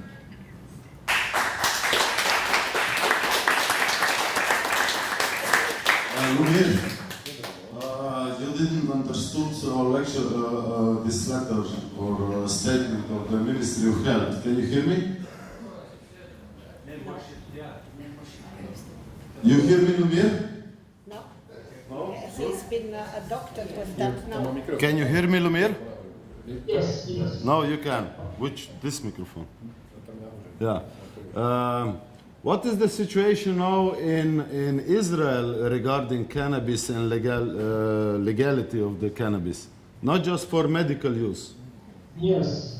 At the moment, I tell you in 3 sentences how it was in past, how it's now.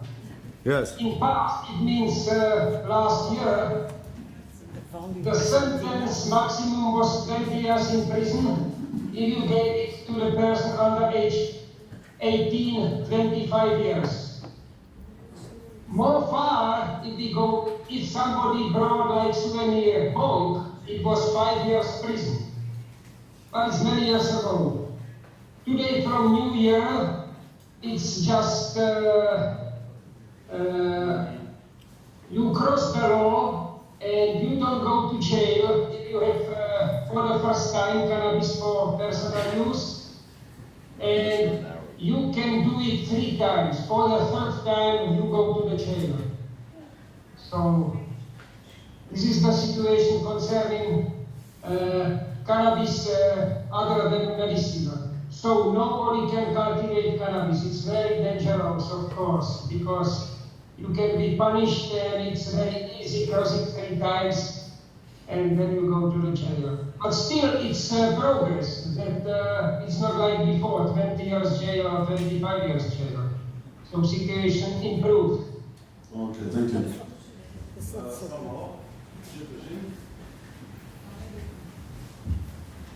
Hvala. Jaz bi pa rada samo komentirala to naraščanje uporabe marihuane med mladimi, kar je pokazal izpad. Kaj pa, če bi se mi vprašali, če ni to morda kazalec, ki kaže, kako slabo je naše družbeno stanje.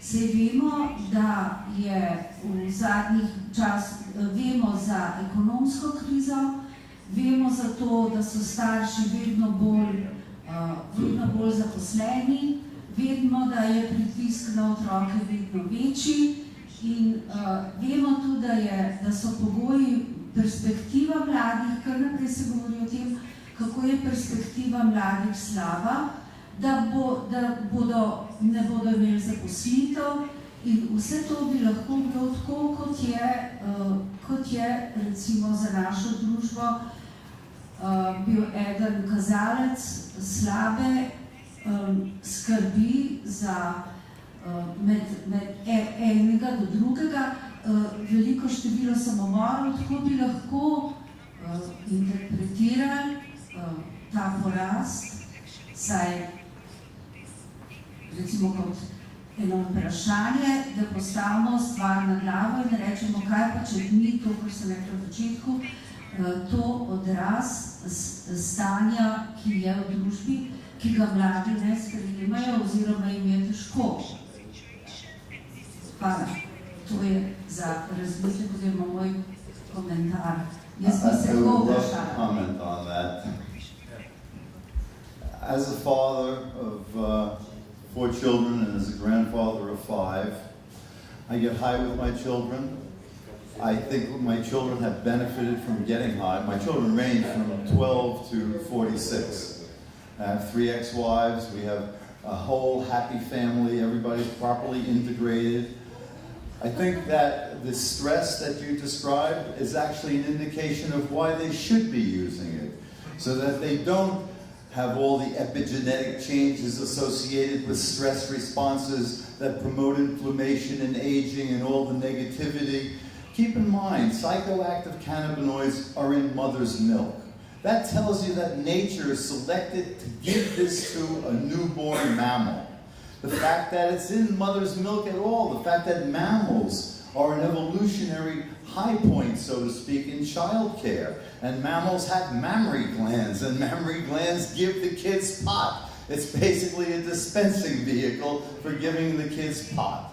And if you also realize that 10,000 years ago is when we first started animal husbandry and agriculture, and 10,000 years ago adults could not consume milk because we had no need to, we weren't exposed to the milk. But as soon as we had milk available and dairy products and cheese, within a 4,000-year period, we evolved as adults the ability to consume milk as adults. Now, that to me suggests that those psychoactive cannabinoids and all of the other lipid metabolites that are involved in providing health to not only an infant, provide health to us as adults as well.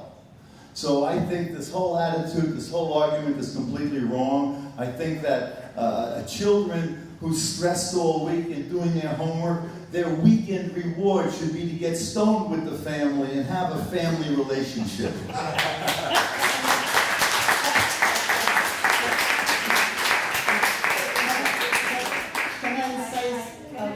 Can I comment? I think that we are on the same line, because the origin of the stress is we think about the same things, but you just say about what they need, but I think that they have found what they need.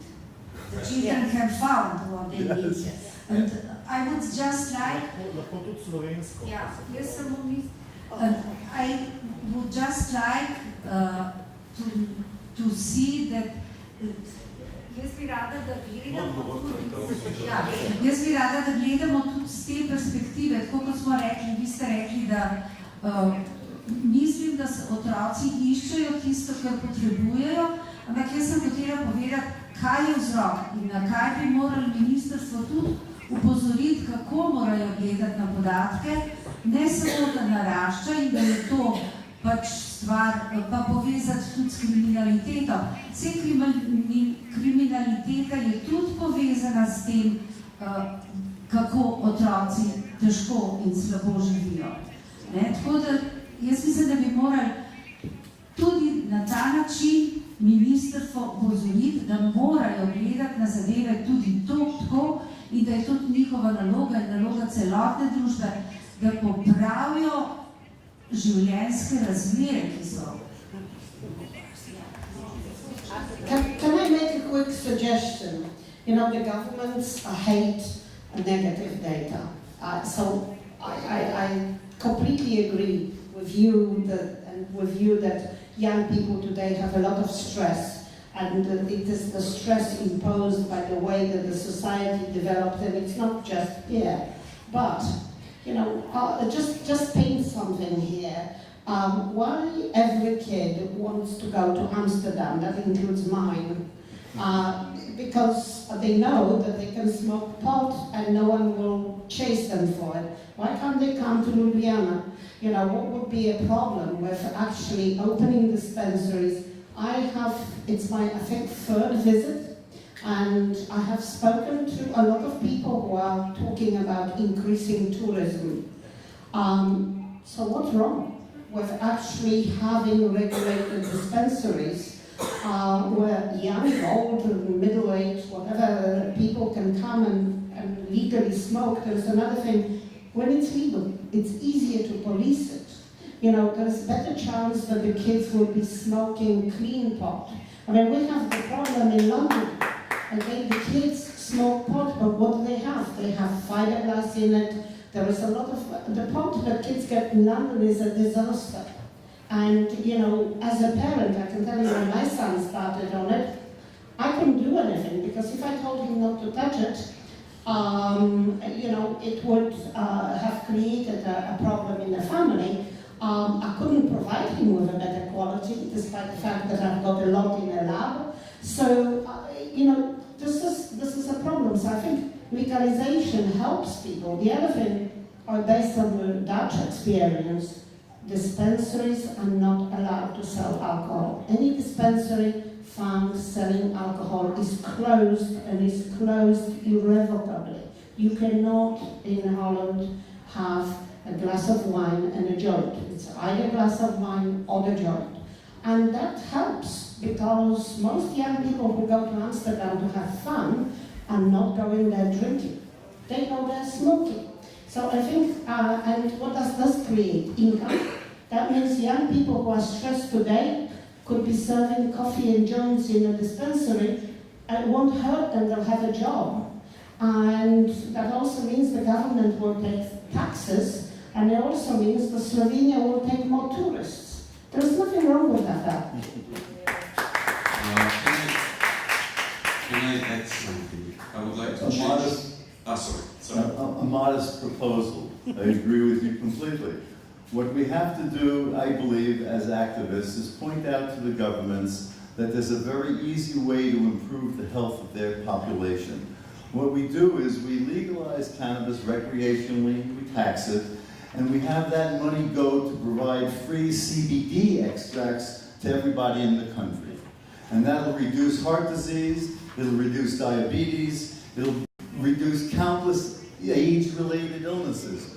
We're going to be doing this in other countries where we have the means to provide the CBD from one way or another, but the most logical way is for us to demand of our governments that we want an alternative healthcare system, actually, and that we want to be able to use appropriate foods and nutraceuticals and to create the epidemiology. Let's see who's right. Everybody's assumed in terms of the governments and the official, you know, official dumb, I call it, but you know, D-U-M-B, official dumb, you know, the whole regulatory pharmaceutical medical model. What if I don't want to be part of that? I want to have a different situation.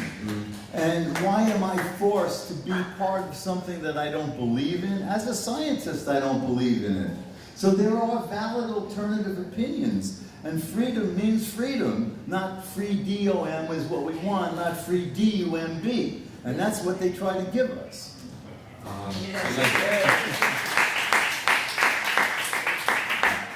I would like to change now my hat as an activist working for the association and put my hat as a bureaucrat, because I work for the state. I'm part of this big machinery of the big system. And I can tell you one thing. We are living in a world that has a lot of studies about cannabis. We have a lot of experiences what cannabis and cannabis oil has done to patients. But you must know that whenever a bureaucrat wants to stop something, he always reduces information to data. And this is exactly what this letter of the government was. They want more discussion about data in order to gain more and more time. This is how you do it. You make a committee, you collect data, everybody speaks, they go, and then in 20 years nothing goes on. This is why I think the approach to answer to this letter is no. You need to learn more. Because on the meeting with these people, I asked, there are so many studies about cannabis and what cannabis can do, and the answer was yes, but I don't have time to read them. But these people are writing this letter, these people are writing the laws. There is no way that you can talk to them.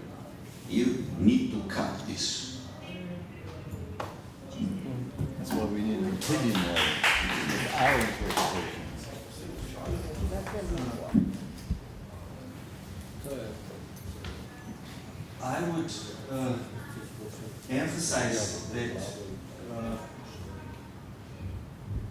we shouldn't forget what is the key problem and key question. The key problem is prohibition. Prohibition is the key problem. Prohibition is going on for more than 60, 70 years, prohibition of cannabis. And prohibition of cannabis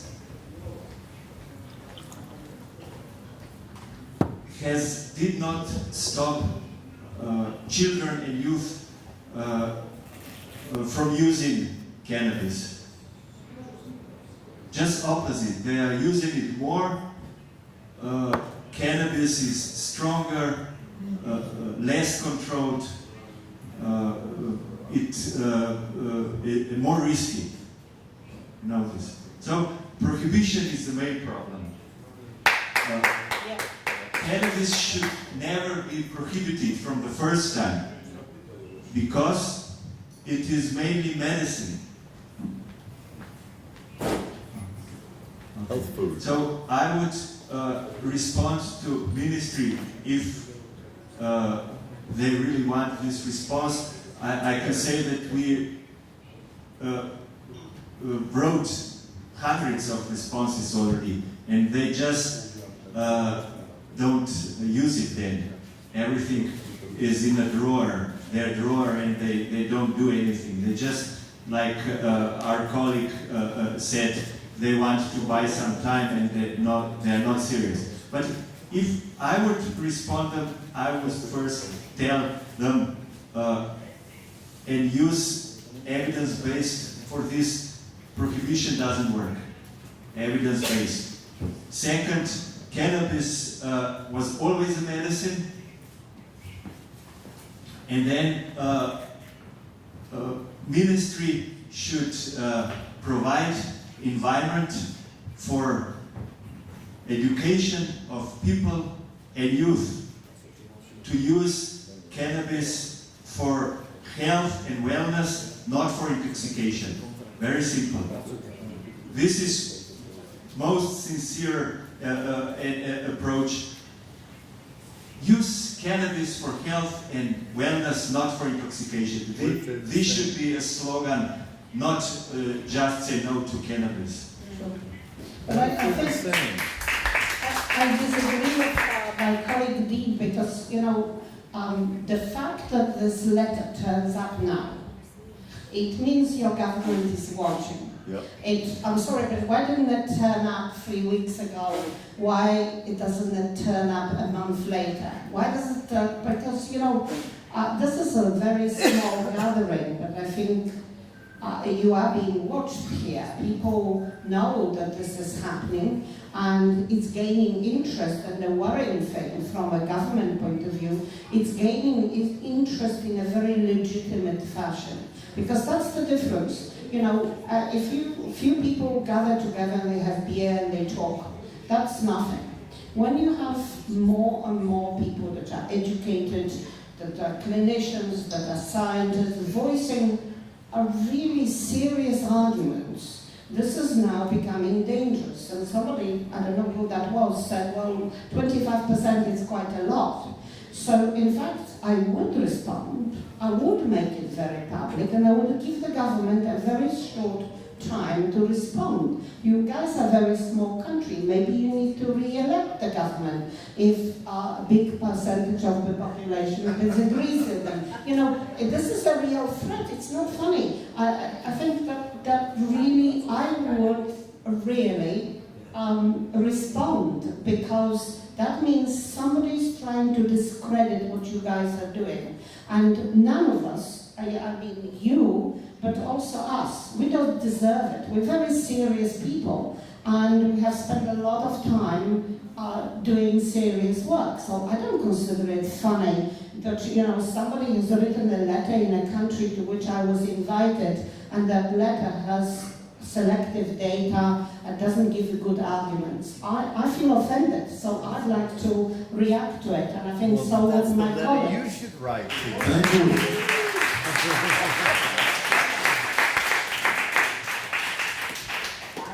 I mislim da je moguće da možemo reći baš jednu konkretnu stvar.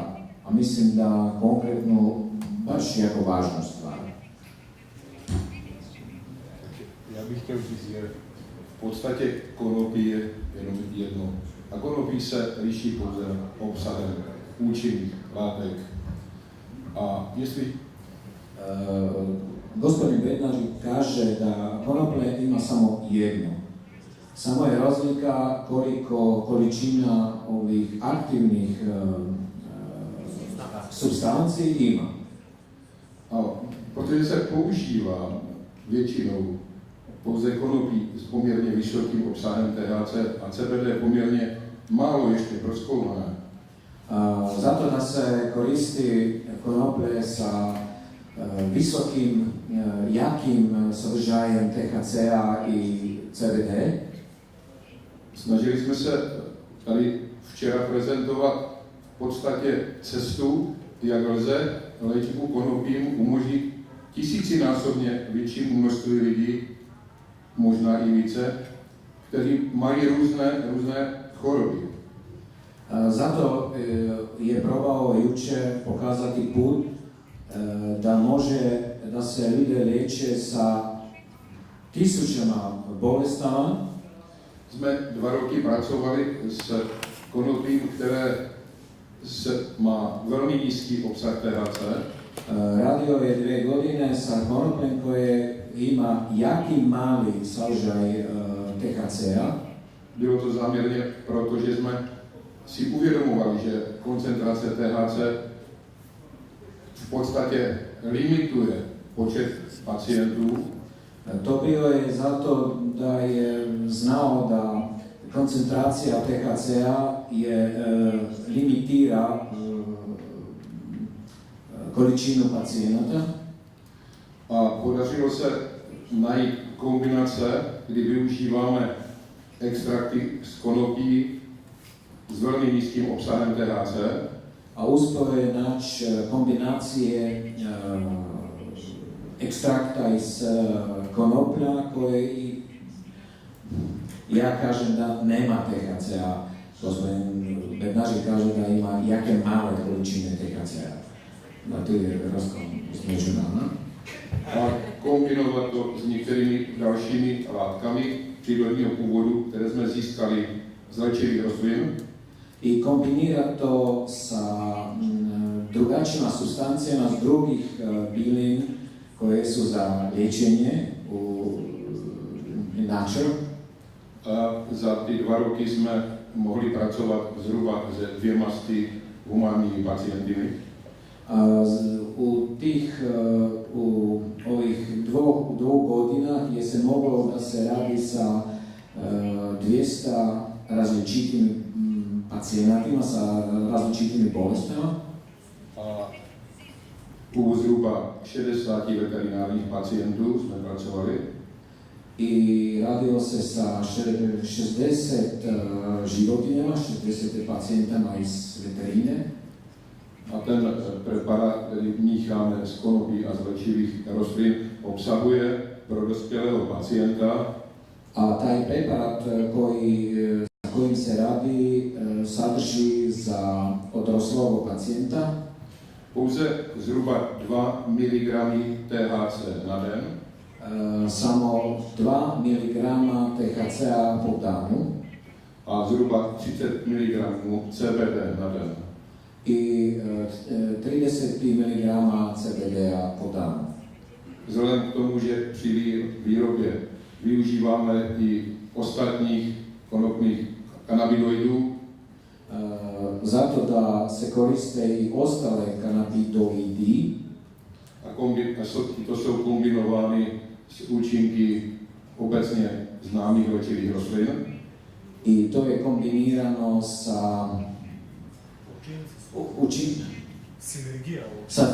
synergijom ostalih léčivých bylin. Tak bylo dosaženo i při těchto velmi malých koncentracích kanabinoidů.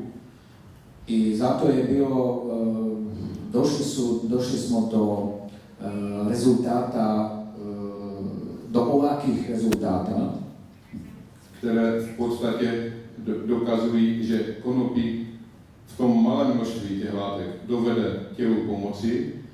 koje je kao dokaz toga da konoplja u jakim malim količine može pomoći. I pacijenti ne mogu řeknu to třikrát, být nějak psychicky, psychogene ovlivněni.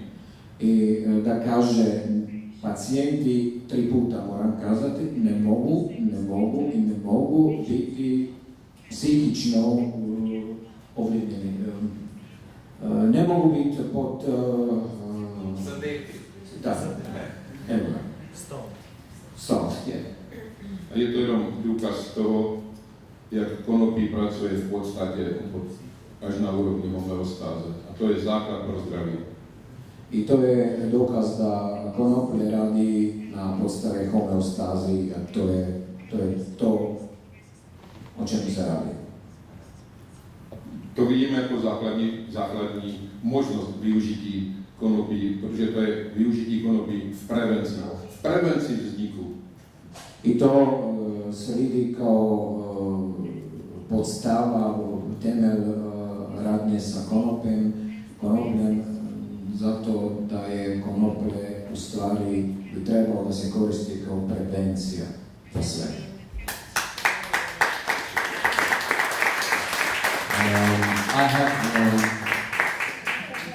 I have something to add. Here I am. Oh, sorry. Yeah. Go ahead. I've been listening, all of you, and a lot of people are saying what we have to do. I think that what we have to do, we're already doing,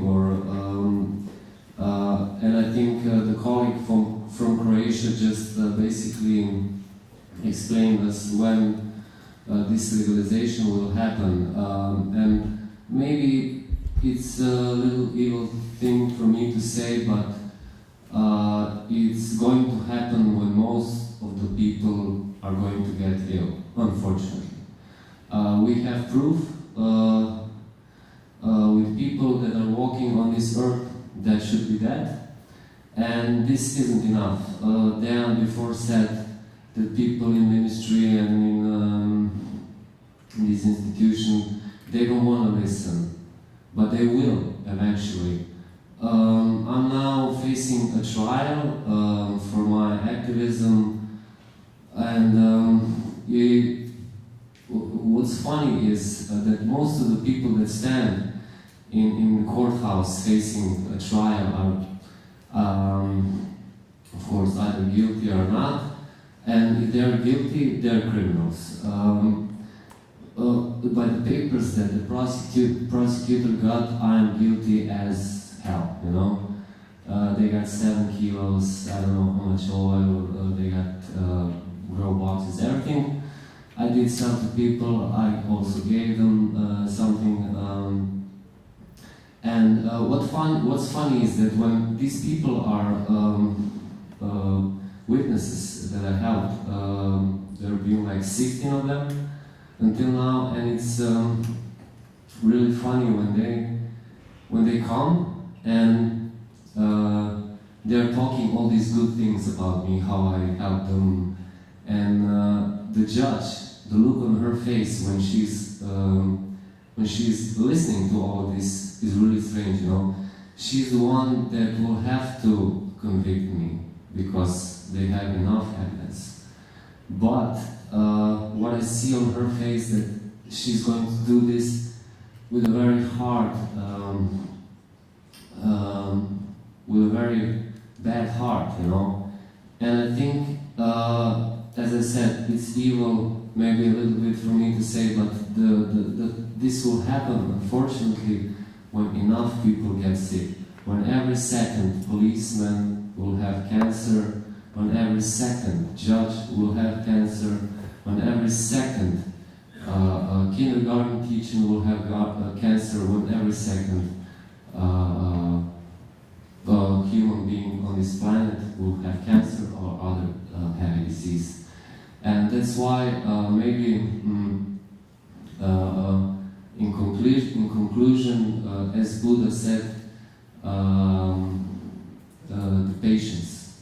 We have to be patient. Unfortunately, a lot of people will die, but as we see it, it's no other way. I think if someone think that there is another way, I would be glad to listen, because I think we've threw all our aces on the table and none of them helps. That's it from me. And by the way, Dr. Bob, you're disqualified as a witness, unfortunately. Thank you again that you were prepared to testify in my case.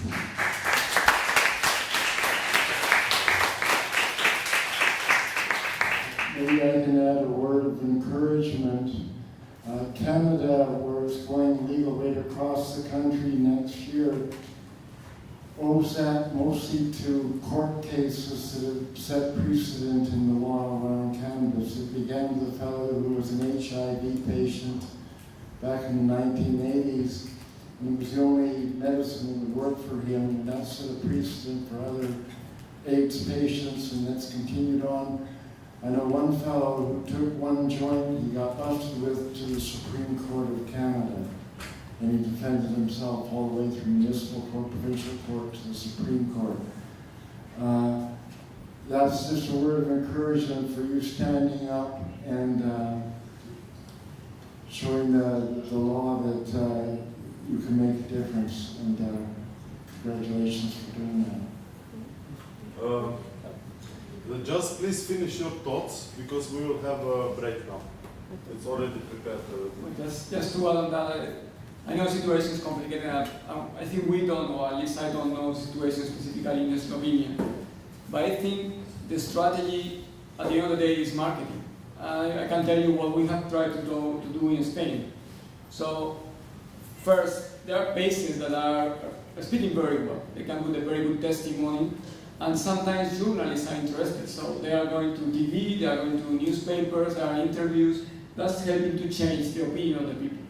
Then obviously there are different political parties. I don't know exactly the situation in Slovenia, but I'm sure that there will be an opposition, and maybe some of them they are more in favor than the others. And you can always press with them and try to work into the system. And that's what we have tried to do in Spain. So obviously, for instance, the situation in Spain, we have the right-wing party in power. Obviously, they are against medical cannabis or cannabis in general.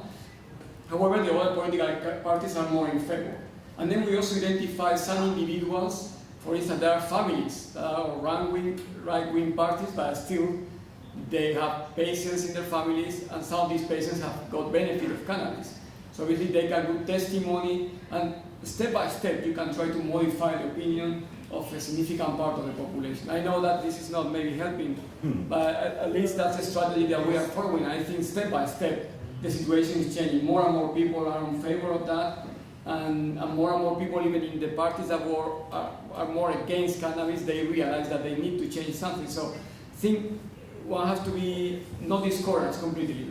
I know it's complicated, but one cannot surrender.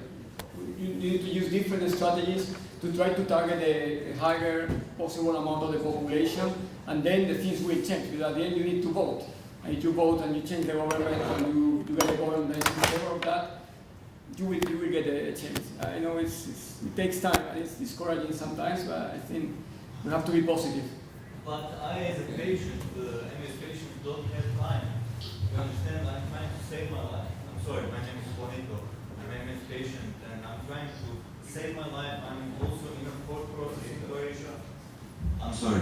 So my name is Juanito. I'm an MS patient. I'm 39 years old. I have MS symptoms since I was 16, and the doctors told me there is no chance for anything for them to help me with anything, and I took my life in my hands. And somehow I got information that cannabis or marijuana helps, and that I actually learned it's first food, and it's not psychoactive if we eat it. So it's first food and then medicine. Well, Hippocrates said that, right? So I'm trying to save my life, and you're telling me as a doctor, you should be on my side and fighting for my life here with me. I'm sorry? No. I don't have time to wait. I'm sorry. I have to take cannabis every day. It doesn't matter. How much water can I drink? As much as I need. How much food can I eat?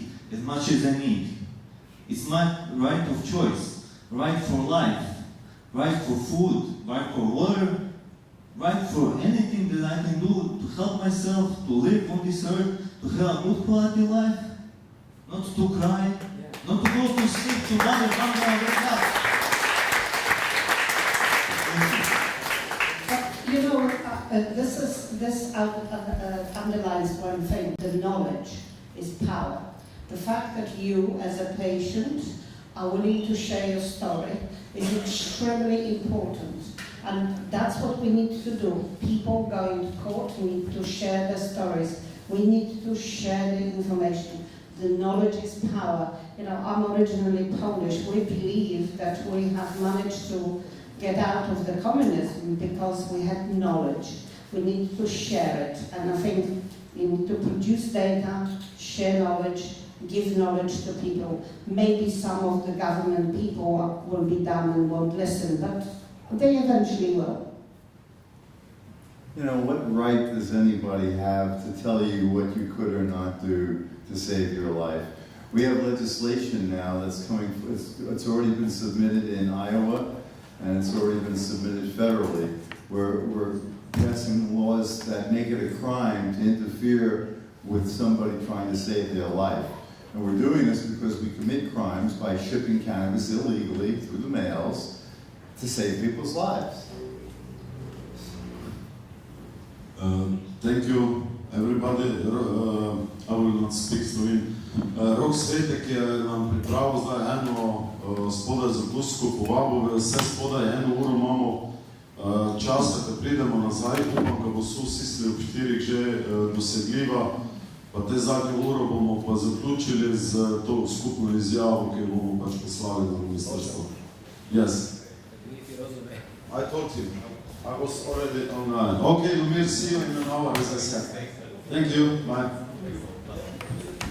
Joint statement. I cannot torture you anymore. Are we all going to light up for the ministry? I just want this you. No. Unfortunately, I cannot establish the connection with Sue. I don't know why, but maybe she will join us. I just told this her. Yeah? Just at this second, and when you open it, you cut it. Okay. So it means that it's possible. Yes, so we'll do it again, yeah? Invite. Possible just now. So try it. Okay. Because she asked how it was, I told her that it was perfect, everything.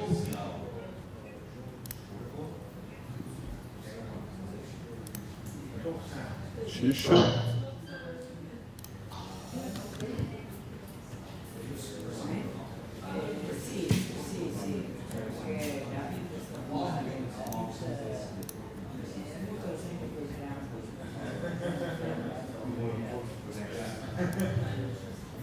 Okay. I need time to pictures. Okay. I just sent her invitation and now I will wait, she will be with us and I will invite the speakers up. Okay.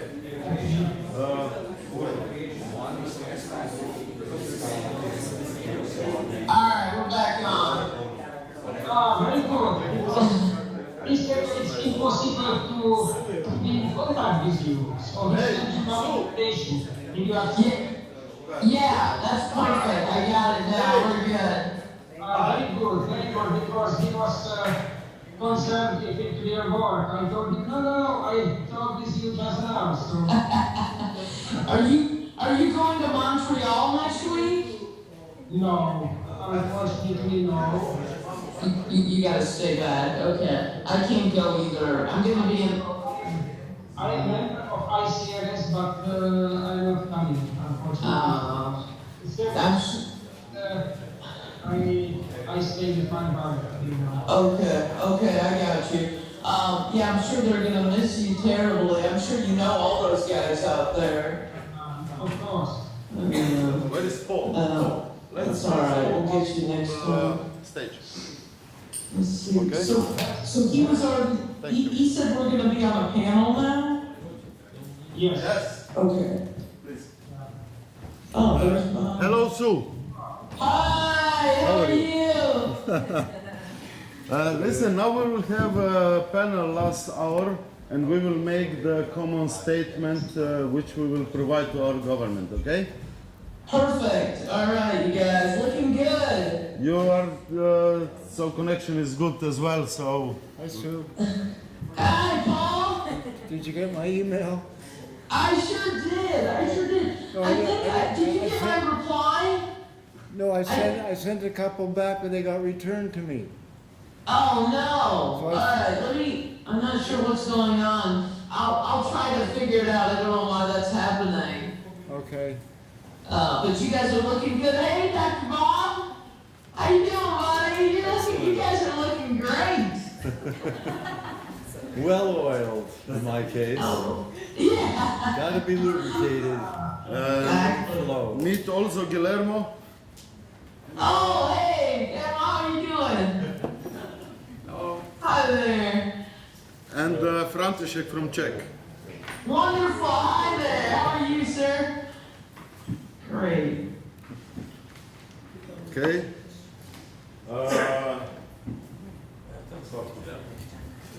I just have eno vprašanje. Bi lahko govorili angleško, pa bodo prevajalke prevajale, ker bo tudi Su pa Lumír razumela. Ker prevajalk pač ne slišita. Veš, kako sem jaz prevažal, zrihto, da Lumír slišal slušalke, sem dal. Ja, samo we will speak in English, so Lumír and Su can understand us because they can not understand hear the. Okay. Ti bo začel. Ne, ti kaj, po angleško začel. No. I don't know where she is. There. Can somebody please call Dorothy?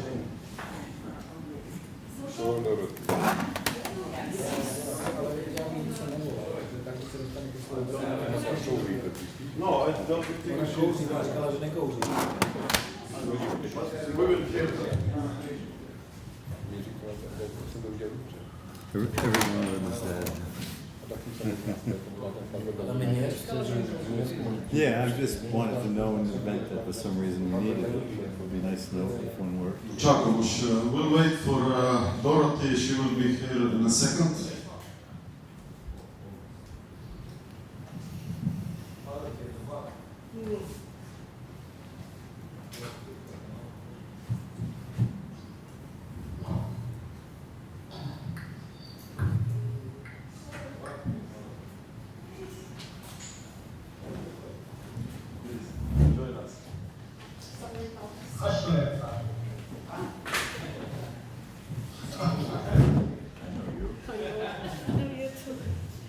So we are complete now. I want to, before we end, I want that in this last hour we somehow make this statement, and we would also like to have your feedback on this seminary. We would like to hear about your proposals for the next seminaries, what you are missing, what should be better. You all have to know that we are amateurs, we are not paid by anybody, so we do this mostly on a, activism way. I want to thank you all that you attend this before we end, because on the end I want that we all who want, of course, make a common photo in the front of the building under the big sign, Cannabis Renaissance. And we will send this photo also to our government. And Dorothy, thank you. We decided to cut out your my photo. That's okay. that your statement that you feel very, Oh no. Yes, and we will send them this as well, because it's really humiliating that nobody from government or so-called expert from Slovenia, they don't attend this, One Veterinary was here. Veterinary chamber noticed all veterinarians in Slovenia. There are 700 something, and one was here. So that's the result. And the doctors, not too many. So I will give you now the word, and I will ask you also to be active in this last hour to make the good statement for our government, and you all promise to sign it as well. Thank you. Glad.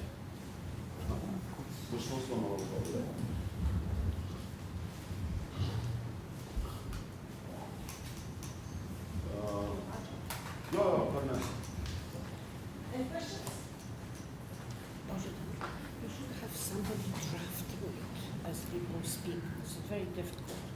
Somebody writing a statement now. We will do it on dinner. We just want to hear now. Okay. Okay. But somebody should be taking notes Not now. there.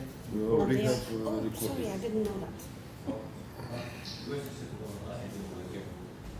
that. Before we start, Sue, can I ask you to just to tell us what are the biggest problems with your study until now, and how the NIDA and FDA, you know, what problems do you have with them? Just very shortly. Sure, yeah. The biggest problem is, I think I showed you guys the pictures of the cannabis that we're forced to use. The marijuana study drug is so inadequate. You know, it barely even resembles real cannabis. And so I think that's the biggest challenge we have, is that when you're forced to start with this as your core material. One of the military veterans said this is like trying to make a 3 Michelin star meal using Vienna sausages. You know, it just really sabotages the study from the beginning. But then it's just all the layers of government red tape around this work. I mean, you can see it took us 7 years to get through all of the regulatory hurdles. And sure, now we're finally underway and we're enrolling patients, but it shouldn't take 7 years to do a study that was from the beginning, had FDA approval and was fully funded. It's just shows you all the, you know, how politically radioactive this drug is, that you know, that the government continues. The government is working very hard in the U.S. to try to block this kind of research, because they know that if there's data that gets published that proves that cannabis is effective, which there already is, but they try to deny that. But if they have to try to keep blocking new research from coming to the surface, because that might soften the public's attitude about cannabis, and they can't allow that to happen, because that might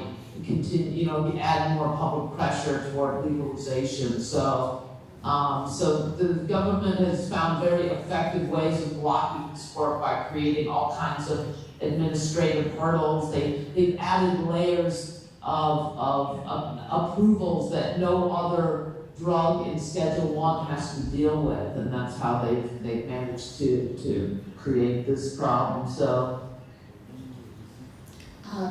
this is Dorothy Bray. Can you hear me? Yes, I can. Okay.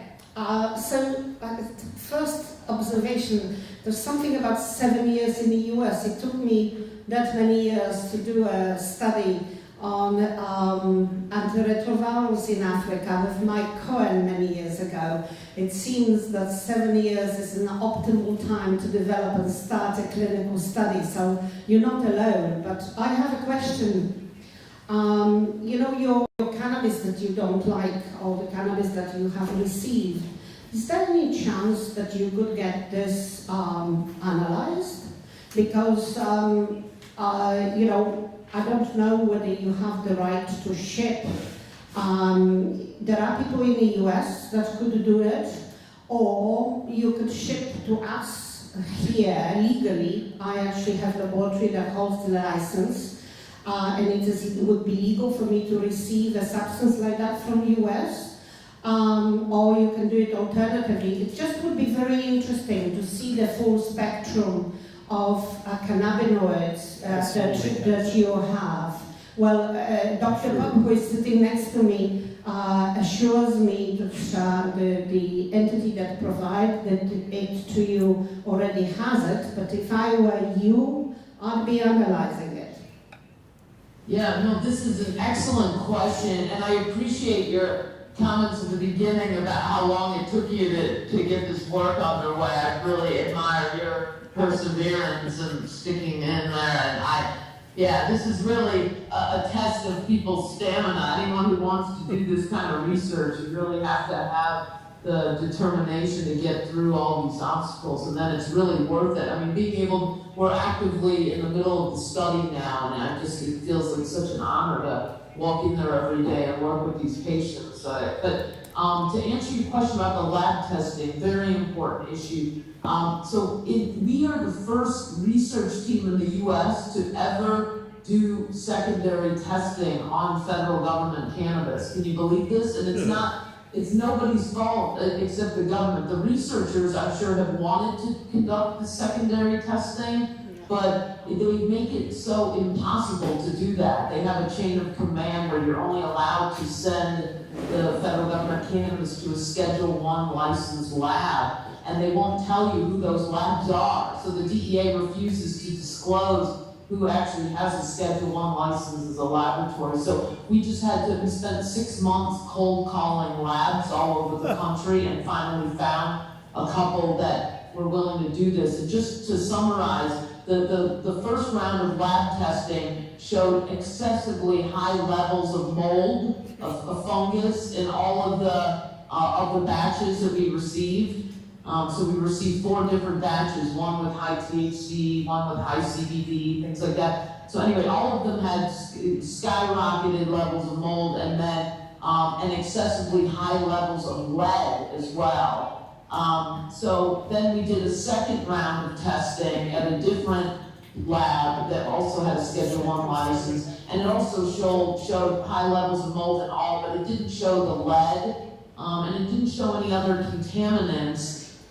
Since we're doing a smoking study, all of the patients in the study will be smoking cannabis. So we decided to proceed because first of all, we don't have any other legal supply of cannabis that we're allowed to use. So this was our only option. And we felt that because people were smoking, that the mold would be burned off through the process of combustion. But believe me, we didn't want to use this study drug, and we continued pressuring our government to try to force them to license other growers for research, but in the meantime, we're stuck with this. I wanted to mention too, we did summarize all of the lab testing results in a report that we've put on our website. And so what I'll do is, I'll send you that report. It goes over all of the tests. So the good news is it really is cannabis, even though it doesn't look like it. But you'll see from the lab testing, there really are various cannabinoids in it, there are terpenes in it.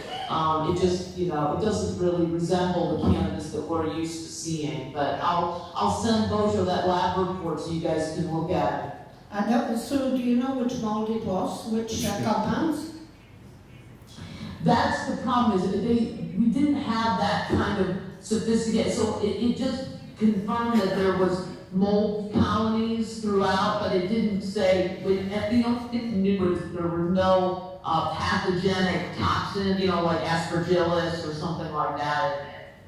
So there was no aflatoxin or mycotoxins in it? You tested I'm sorry, that aflatoxin and mycotoxins were negative, so that's another reason we felt like we could, so it must have been some kind of benign mold forms, that's why but still, it's just unfortunate that our government can't produce cannabis without mold. I mean, we've been doing studies for years on HIV patients who are immunosuppressed, and the idea that our government is giving them moldy cannabis is pretty discouraging. It's particularly ironic because we have such rigid standards in places like Colorado that the feds wouldn't pass it. That's right. It never would have passed. Maybe it's illegal to ship federal weed into Colorado because they don't meet Colorado standards. We should look into that. That's true. But your sample can undergo sterilization. No problem. Oh, yeah. Oh wait, say that again?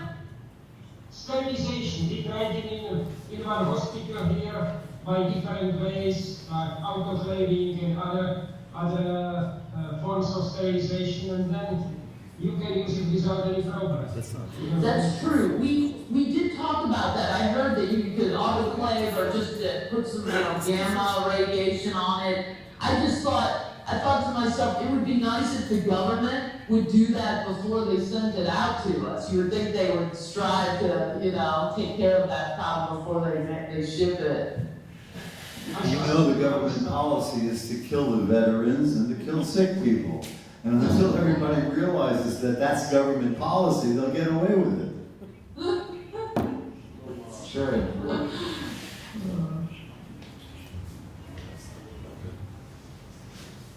Okay, guys, thank you.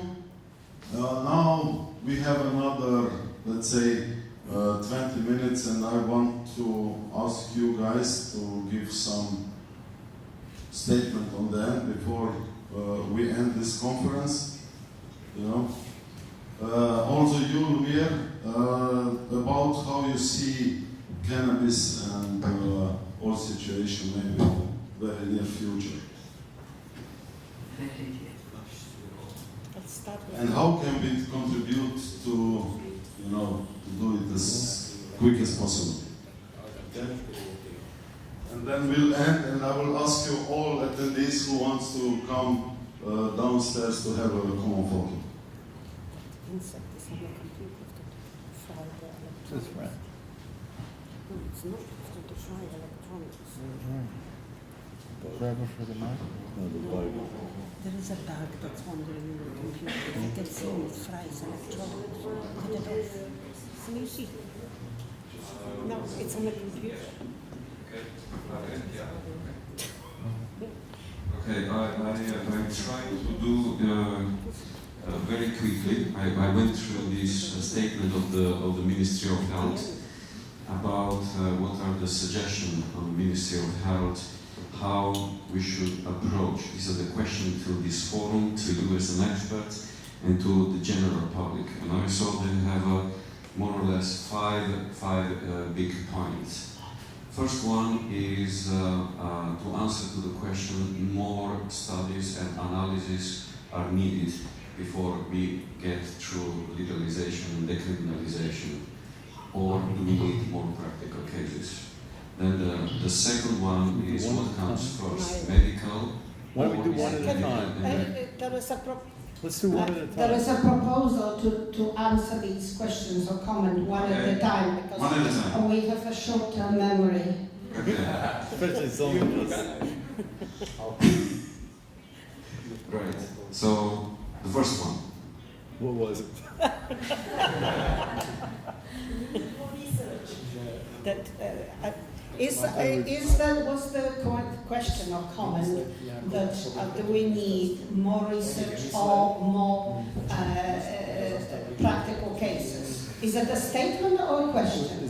It's a statement. It's a statement which actually is implying that we need more time. So that doesn't say we need both or we need one or the other. What does it exactly say? Okay, let's go through all this. Thou shalt not sin. Because it's Okay, this is actually the... Okay. In order to properly have the legislative framework in place, we need a complex discussion and thinking about all possible perspectives together with the scientists and all the interested public, how to approach the issue of usage of cannabis for medical purposes. This is the last statement. Okay. So really, we could say we agree with the discussion. It doesn't have to be complex or lengthy. There are plenty of examples from other countries to suggest that this is a possible, doable action. So I would say that what I've said can be revised, but you can answer it pretty much in their own words. There are many experts here, I'm sure, as well, that are willing to discuss it and to provide evidence. So I think that needs to be rephrased in a light what everyone says. Further on, they are saying, they're asking everybody who can contribute to the argumented discussion in the field to consider only those data and studies who has international and national relevance. But that's also not a problem, because again, if you look, yesterday I purposefully, when I was giving my talk, I dropped all the studies about psychotic effect of cannabis, because there are plenty of them, and they are published in peer-reviewed journals. And I think as a government, they cannot say we need discussion and everybody has to contribute. It's not a general election. You need to create a framework for interacting with the government, because I can go there on Monday, but I'm sure no one will want to see me. So they need to allow people, experts, speak to them, and it's their responsibility to create the framework, and it needs to be created quickly. There's two things going on from what I see. On the one hand, we have what I call the medical marijuana community. And there are people all around the world using cannabis on a daily basis for just about every illness imaginable. And for the most part, most often they are finding benefits that transcend the benefits, if there were any, from the various drugs that they had been using. So they choose to make that switch. And the people who are making that switch are in many respects no longer supportive of what previously had been their vision of what medicine is and what a doctor does. Because they now understand that they were not able to be helped by the conventional approaches, but now found this very simple and safe alternative that has these humongous benefits, for which we do have sufficient science to be able for everyone to say, yes, the endocannabinoid system does regulate literally everything in our body from conception till death. That's no longer ambiguous science, that's real. So with a foundation like that, how many things in the world could we say that of? How many things are so central to so much, so often, everywhere? This is something that's truly unique, and because of its safety profile in terms of lethality, we are being denied the most fundamental right to manipulate our health, our minds, in a fashion that just can no longer be part of the future of the human race, especially when one clearly sees that the endocannabinoid system in the human brain has continuously increased as we've evolved. So what that basically says is that the current prohibition is preventing us from being more like what we will be based on what has happened in the past, and therefore what will probably occur in the future. So we need freedom, sure we need science, but because of safety we don't need the regulations, we need to listen to what the people say. Why is it that governments place so much stock in experts who, in the case of cannabis for the most part, have no real experience, and yet they've got hundreds and thousands of their citizens who are saying, yes, my cancer fell off, or I can walk again. Why can't governments listen to their own people? What is wrong with the whole social structure that our governments think they know better and refuse to listen to the people who have the direct, real experience? You cure your cancer, you don't give a damn whether or not it was FDA approved or anything else. You know you cured your cancer. And we see that every day, all the time, and that's the problem. There's a tremendous loss of revenue to the established system where our pharmaceutical companies are in bed with our politicians who are in bed with the medical establishment, and there's a whole world of illusion that's been created that we are indoctrinated with, and it is killing us. So it's time to have our government stop killing us and allow us to be free individual human beings and explore the opportunities that nature has given us.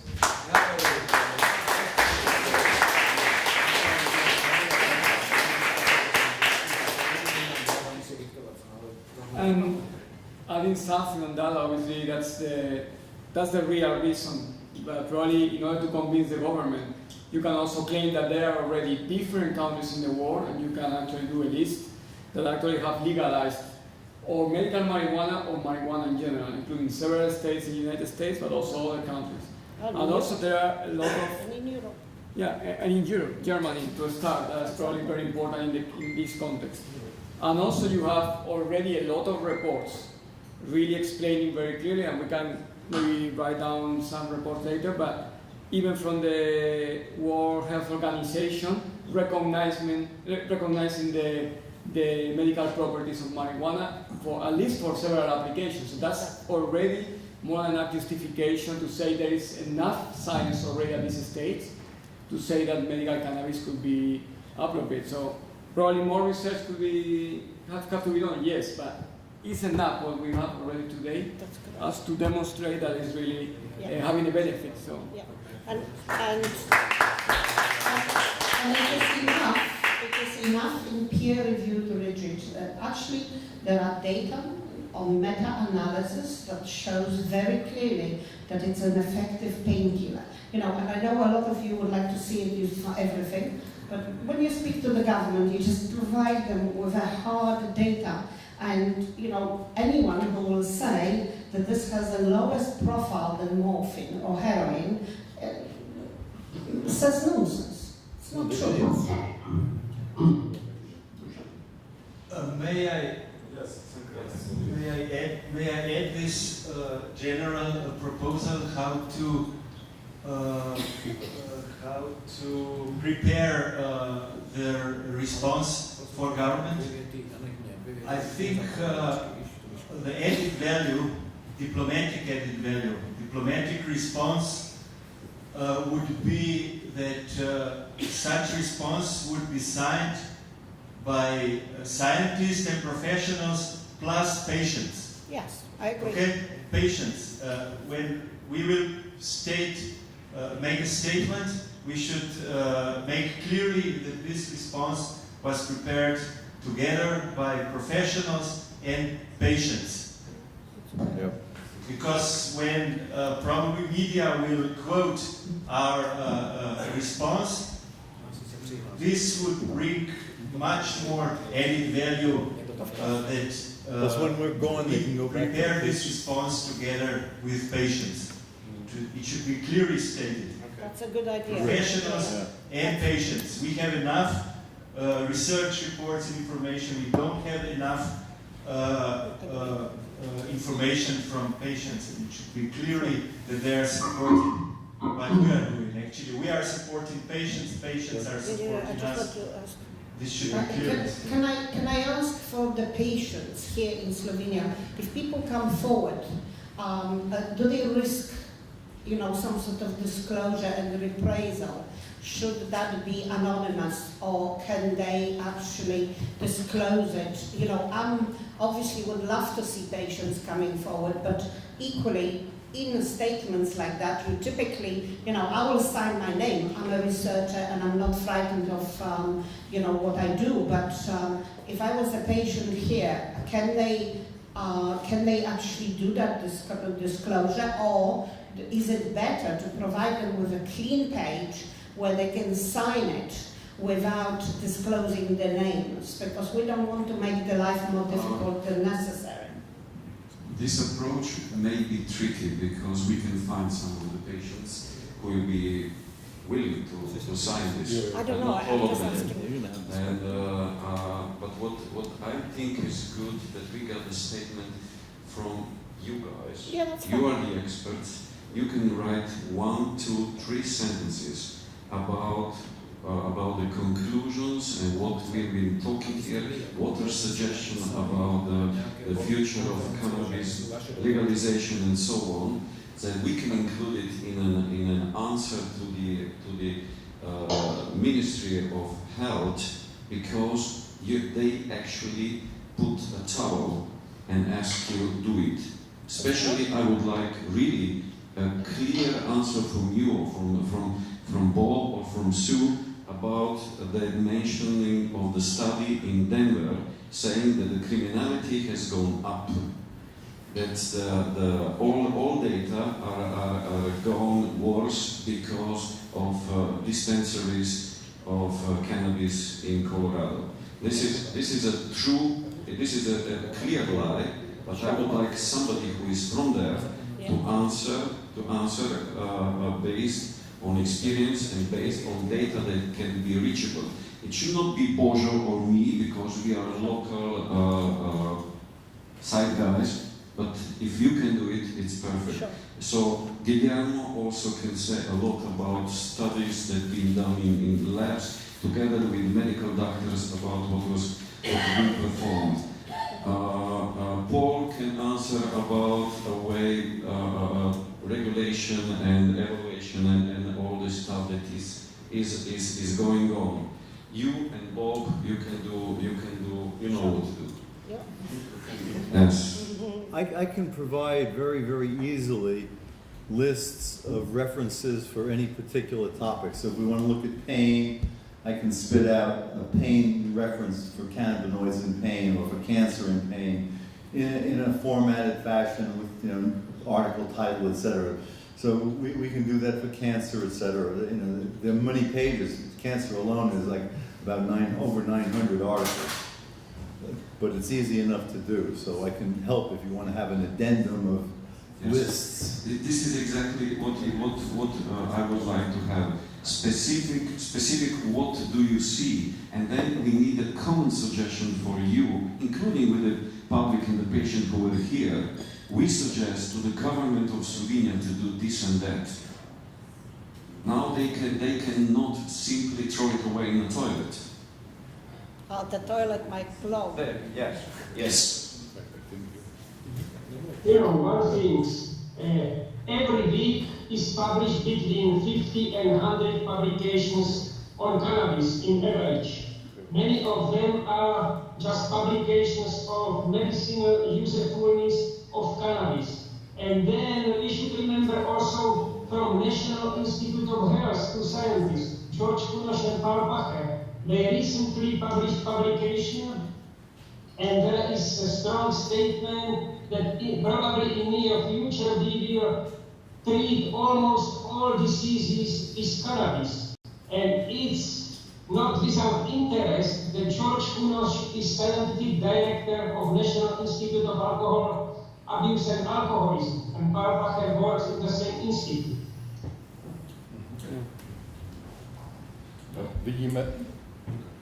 Vidíme, že přibývá objektivních vědeckých důkazů. Svi vidimo da će se pojavljati više i više dokaza, da, ali samo da oni imaju neće imati da samo više dokaza. Důkazů, které jsou potvrzení lékaři, kteří ty pacienty léčí. Dokaza koji su potvrđeni lekarima, doktorima koji vide te bolesti, te rezultate. A vidíme, že ty pacienti vůbec nemusí být nějakým způsobem psychicky ovlivněni psychogenní látkou. Tedy nemluvím o rakovině. I oni sami svi vide da taj pacijent nije pod vplivom te da. A medicína to není jenom léčení už vypuklých chorob, nebo už onemocnění, které máme. I medicina nije samo liječenje još i bolesti koja postoje. Medicína je především prevence. Prevence, aby vůbec nemoc nevznikla. U stvari je medicina prevencija i samo opet prevencija da bolest ne postoji uopšte.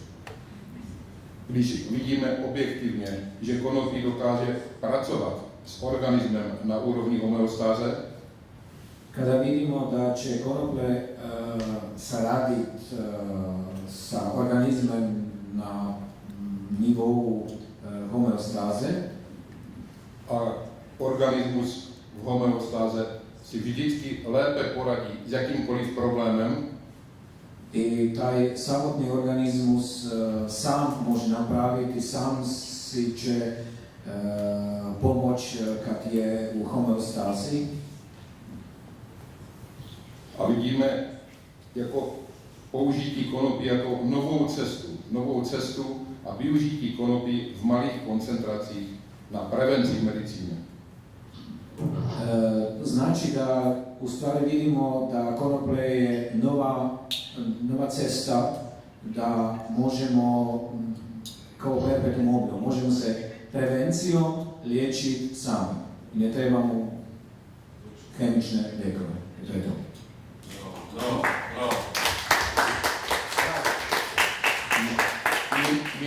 Minister zdravotnictví sám ví, kolik stojí léčba a kolik stojí prevence. Prevence je vždycky 10% vlastní léčby. Sam gospodin ministar, ne znam da li imate ministra ili ministri, sam gospodin ministar mora da zna koliko košta liječenje i koliko košta prevencija. I samo mora da vidi sam i da može izračunati šta je bolje, ili prevencija ili liječenje. Tady bych chtěl teda říci, že závěrem, že ta prevence a konopí, a práce s konopím v homeostáze vidíme jako základ další nové cesty. I sada bi na kraju htio da kažem da svi moraju da vidu da je konoplje cestom za, preventivnom cestom za homeostazu u organizmu i da možemo da se liječimo sami. Svi.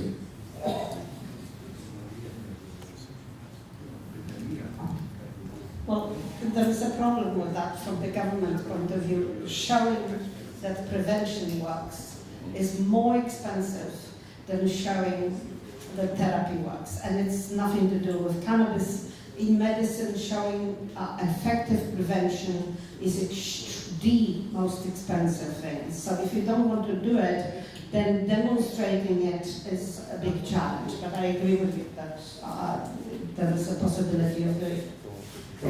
In terms of things that we can expect governments to do or hope that governments will do, there's, on the Denver Post, they have a whole section called the Cannabis. And they have all the latest up-to-date news of relevant things. So here's one example of what we could hope our government might do. Federal bill introduced to protect medical marijuana states, provide access to veterans. So a bipartisan group of senators and representatives has introduced legislation to protect patients in states where medical marijuana has been legalized. The bill introduced Thursday is known as the Compassion Access Research Expansion and Respect States Act. It would not legalize medical marijuana federally, but it would amend federal law to officially allow states to set their own medical marijuana policies. Under the bill, the Veterans Affairs physician would be able to recommend medical marijuana to their veteran patients, which they are currently barred from doing. And it goes on, but you get the idea. We should be expecting our governments to support us, to help us, because the science is on our side and the people are on our side. And if they want to remain in government, they better be on our side. I'm sorry, prostite, samo ko znova pokličem Lumírja, ker je očitno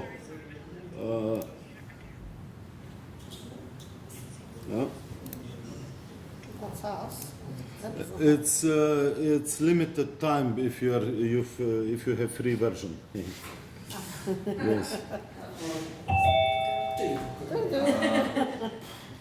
Everybody, I have just one more thing. We're back. He's back. Yes, good. No, you can tell. Dean, just I invite Sue.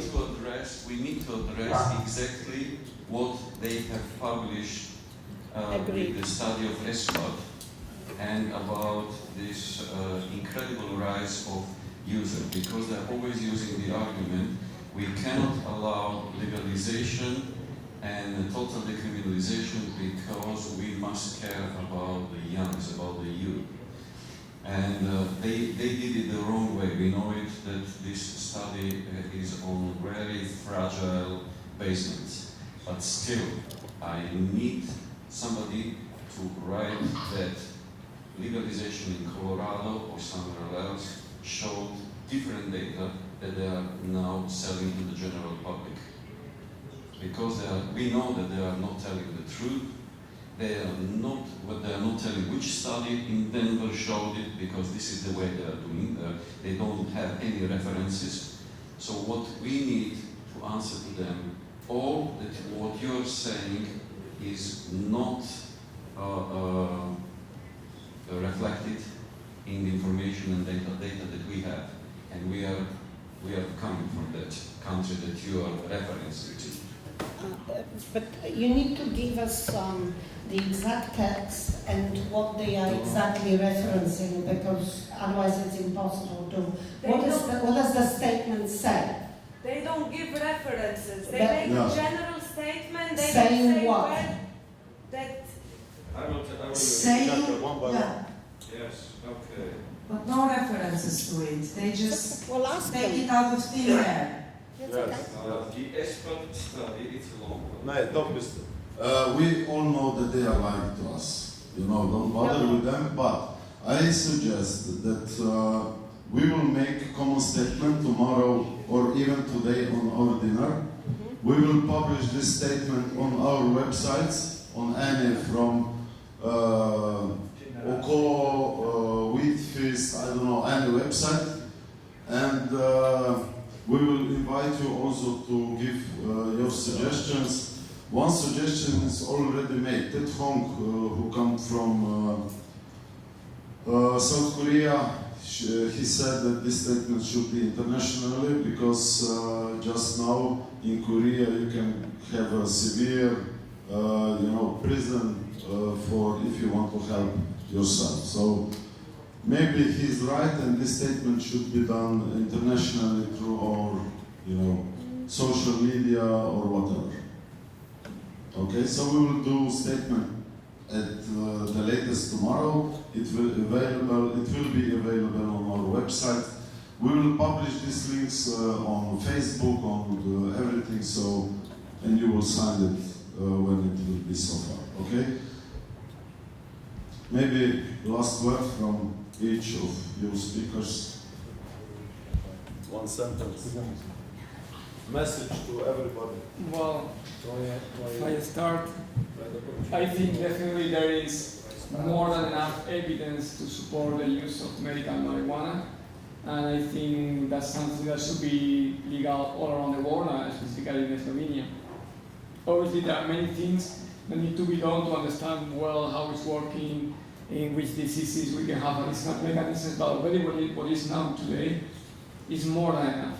And it's clear there is a lot of patients that are benefiting today of the uses of marijuana, and they have the right to have these uses. And I think it's very urgent to be able to provide a solution for these patients, because they can't wait.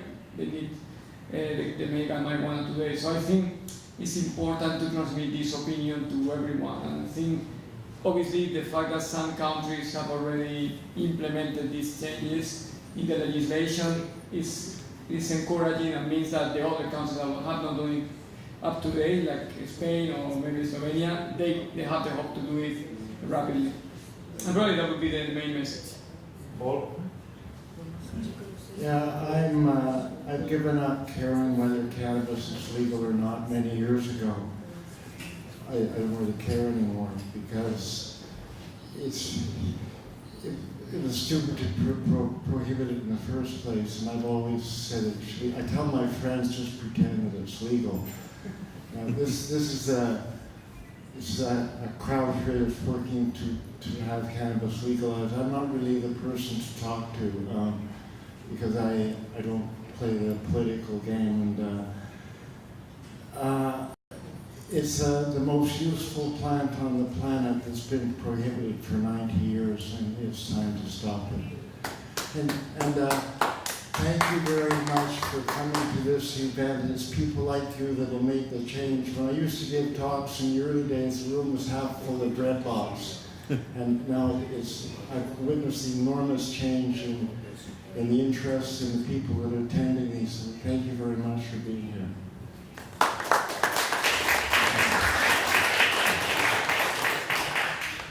Because of the incredible power of the endocannabinoid system and how we are seeing the results of utilizing the endocannabinoid system to modulate literally everything in our body. So if we have too much pain, the answer really is that we need more cannabinoids. If we're depressed, we need more cannabinoids. It winds up working for all of these different things in very simple ways in many cases. You know, a depressed person, 5 milligrams of THC and a little sucky candy, and their world changes. They don't get high, it just changes their world. Now, the thought that we would have governments insisting on keeping their head in the dark, that insisting on trying to tell us that the earth is flat. We're not that stupid, but the fact that they're trying to tell us that shows us how stupid they are. So until we really have true cannabis freedom, what the governments are doing all around the world is basically fighting Mother Nature, fighting the will of God that has created us through the use of this endocannabinoid system, and for which we're fortunate enough to have this hyper-variable plant that can adjust as we need it by giving us all of these strains for us to explore, with virtually no toxicity and incredible results reported everywhere. Who in their right mind would ignore these truths? The fact that our governments continue to ignore them tells me that there is something fundamentally wrong with the people in government.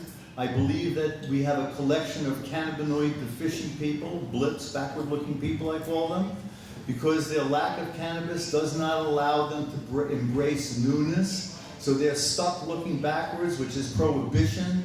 We are trying to look forward to create a healthy, happy planet, and they're resisting that. We are in tune with nature. We are healing ourselves, and they are fighting us and putting people in jail for doing this. Proof of their incompetence. We cannot let them get away with it any longer.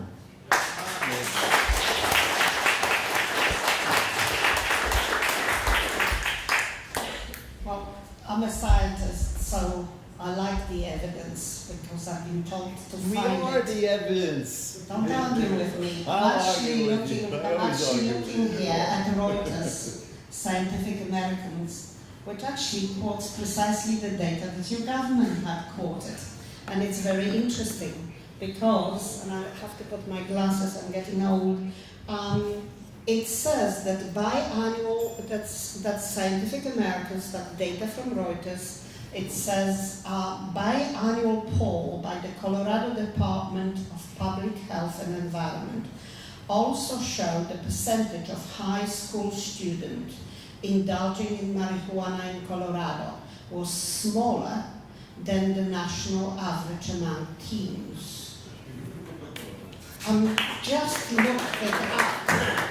Okay, now there is another fraction in the United States that doesn't agree with it. Now, it could be both pieces of data are cool, nevertheless, please do not select, because what is being quoted here isn't a peer-reviewed paper. That's a problem. This is data. The data are conflicting. Therefore, the conclusion doesn't make sense. So I actually think, here is the answer that we can very easily provide. We are being asked to provide peer-reviewed data, and we will because we have them. We are being quoted one side of data that is not balanced. That's the point. So that's the problem. It's a problem in approach to the matter. We should look at all data. And so I think we need to continue what we are doing, and providing more evidence And I think, you know, this has been a very small meeting, but I enjoyed it very much. If you have me, I'll be back. It's been a very refreshing thing to see patients, and I really, really applaud them for coming forward, because that's not easy. You know, it's very personal to stand up in front of everybody and say, I was sick and I've done it, especially in a country where this is not legal. So that's very special, and I would very much like to everybody to give them applaud for that.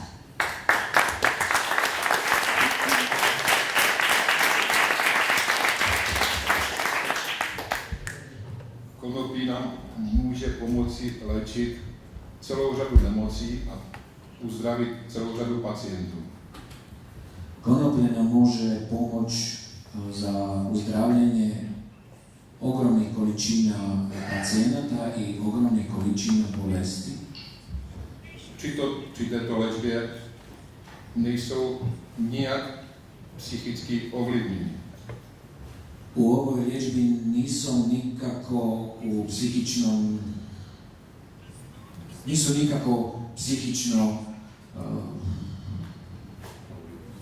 u psihičnom djelovanju. Konopí můžeme pracovat i na prevenciji chorob. Sa konopljem možemo raditi toliko samo sa prevencijom. Prevence znamená zdravého člověka. Prevencija znači zdravi čovjek. A člověk má právo na zdraví.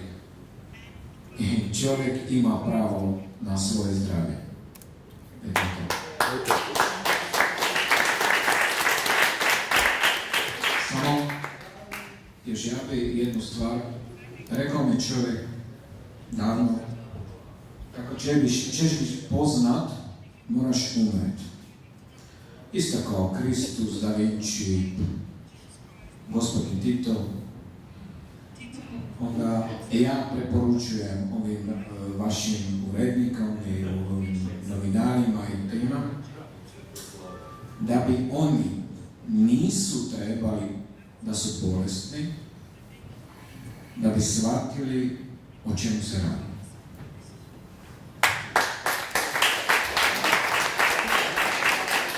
And the last statement from you, Lumír. As I said, every weekend many publications which support and which prove that cannabis is medicine and that it's important medicine, that it's medicine which is for 1,000 years, and there is no reason to stop this process. We have more and more, not only studies in vitro on animals, we have also more and more studies clinical, which prove it. And I understand that pharmaceutical companies are very powerful, but we must be unified and we must do everything that we go through this bond which they built against us, and we must do everything to make cannabis available for patients, because it's without any doubt and nobody can stop us. That's all what I mean.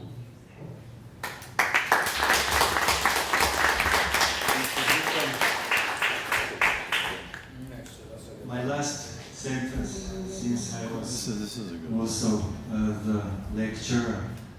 I think Slovenian Ministry of Health is trying to tell us something that we called evidence-based medicine or evidence-based science.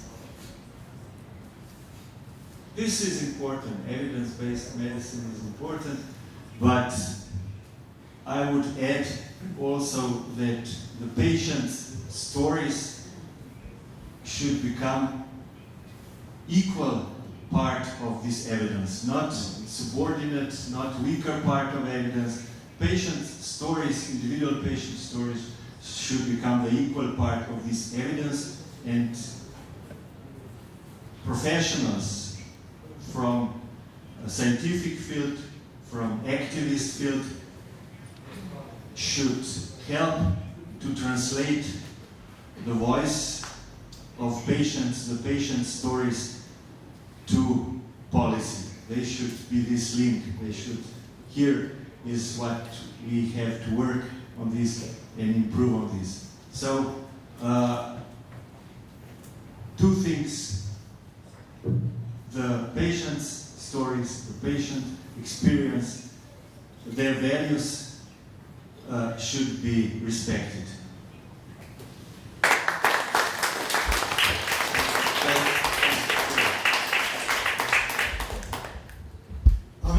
I'm come from a different world than you are. Just talk in the microphone. Yeah. I'm Korean, as you know. I introduced myself. I totally envy you because you brought the expert in the world and have a meeting and conference to talk about this subject. In our country, absolutely no. This is a taboo word and nobody talk about it. Now, as I recognize myself is the other world. So this is international meeting, I believe. You peoples want to legalize this one for your people, but the message must be included for general public, where those people still believe cannabis is evil drug. And many people, more than half of the world population believe that way still. Okay, so we need to address for simple those ignorant people that cannabis is very potential for medical use. So the government to recognize our meeting, and then you must be proud of this kind of conference and leader of the world movement. If you legalize in Slovenia, it must be third. The first is Uruguay and Canada next year, and you must be next in the following third. So, thank you.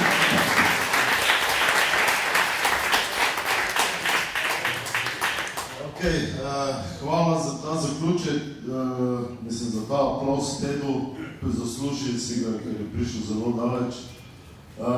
Jaz bi vas povabil zdaj vse skupaj, ker hočete dol, da se poslikamo za naš arhiv in pa vas povabil na naslednjo konferenco, upam, da bo že 1. oktobra, če bo vse po sreči, sigurno se bomo pa potrudili pa organizirali še kaj takega. Hvala.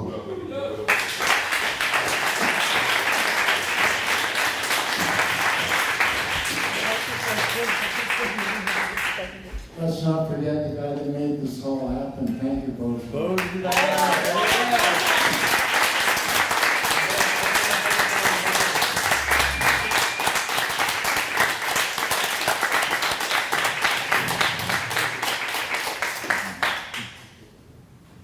So, let's go down because they have to clean the whole. Thank you, Lumír. Thank you, Lumír. Lumír, ciao. Thank you very much, Lumír. I hope you come to Triglav as soon as possible, yeah? Okay, thank you, Lumír. You will come, don't worry. Thank you very much, so. Okay, bye. Good. I guess we first have conversation, and then we just Lepi pomagaš, ko napišemo tako hiter vej?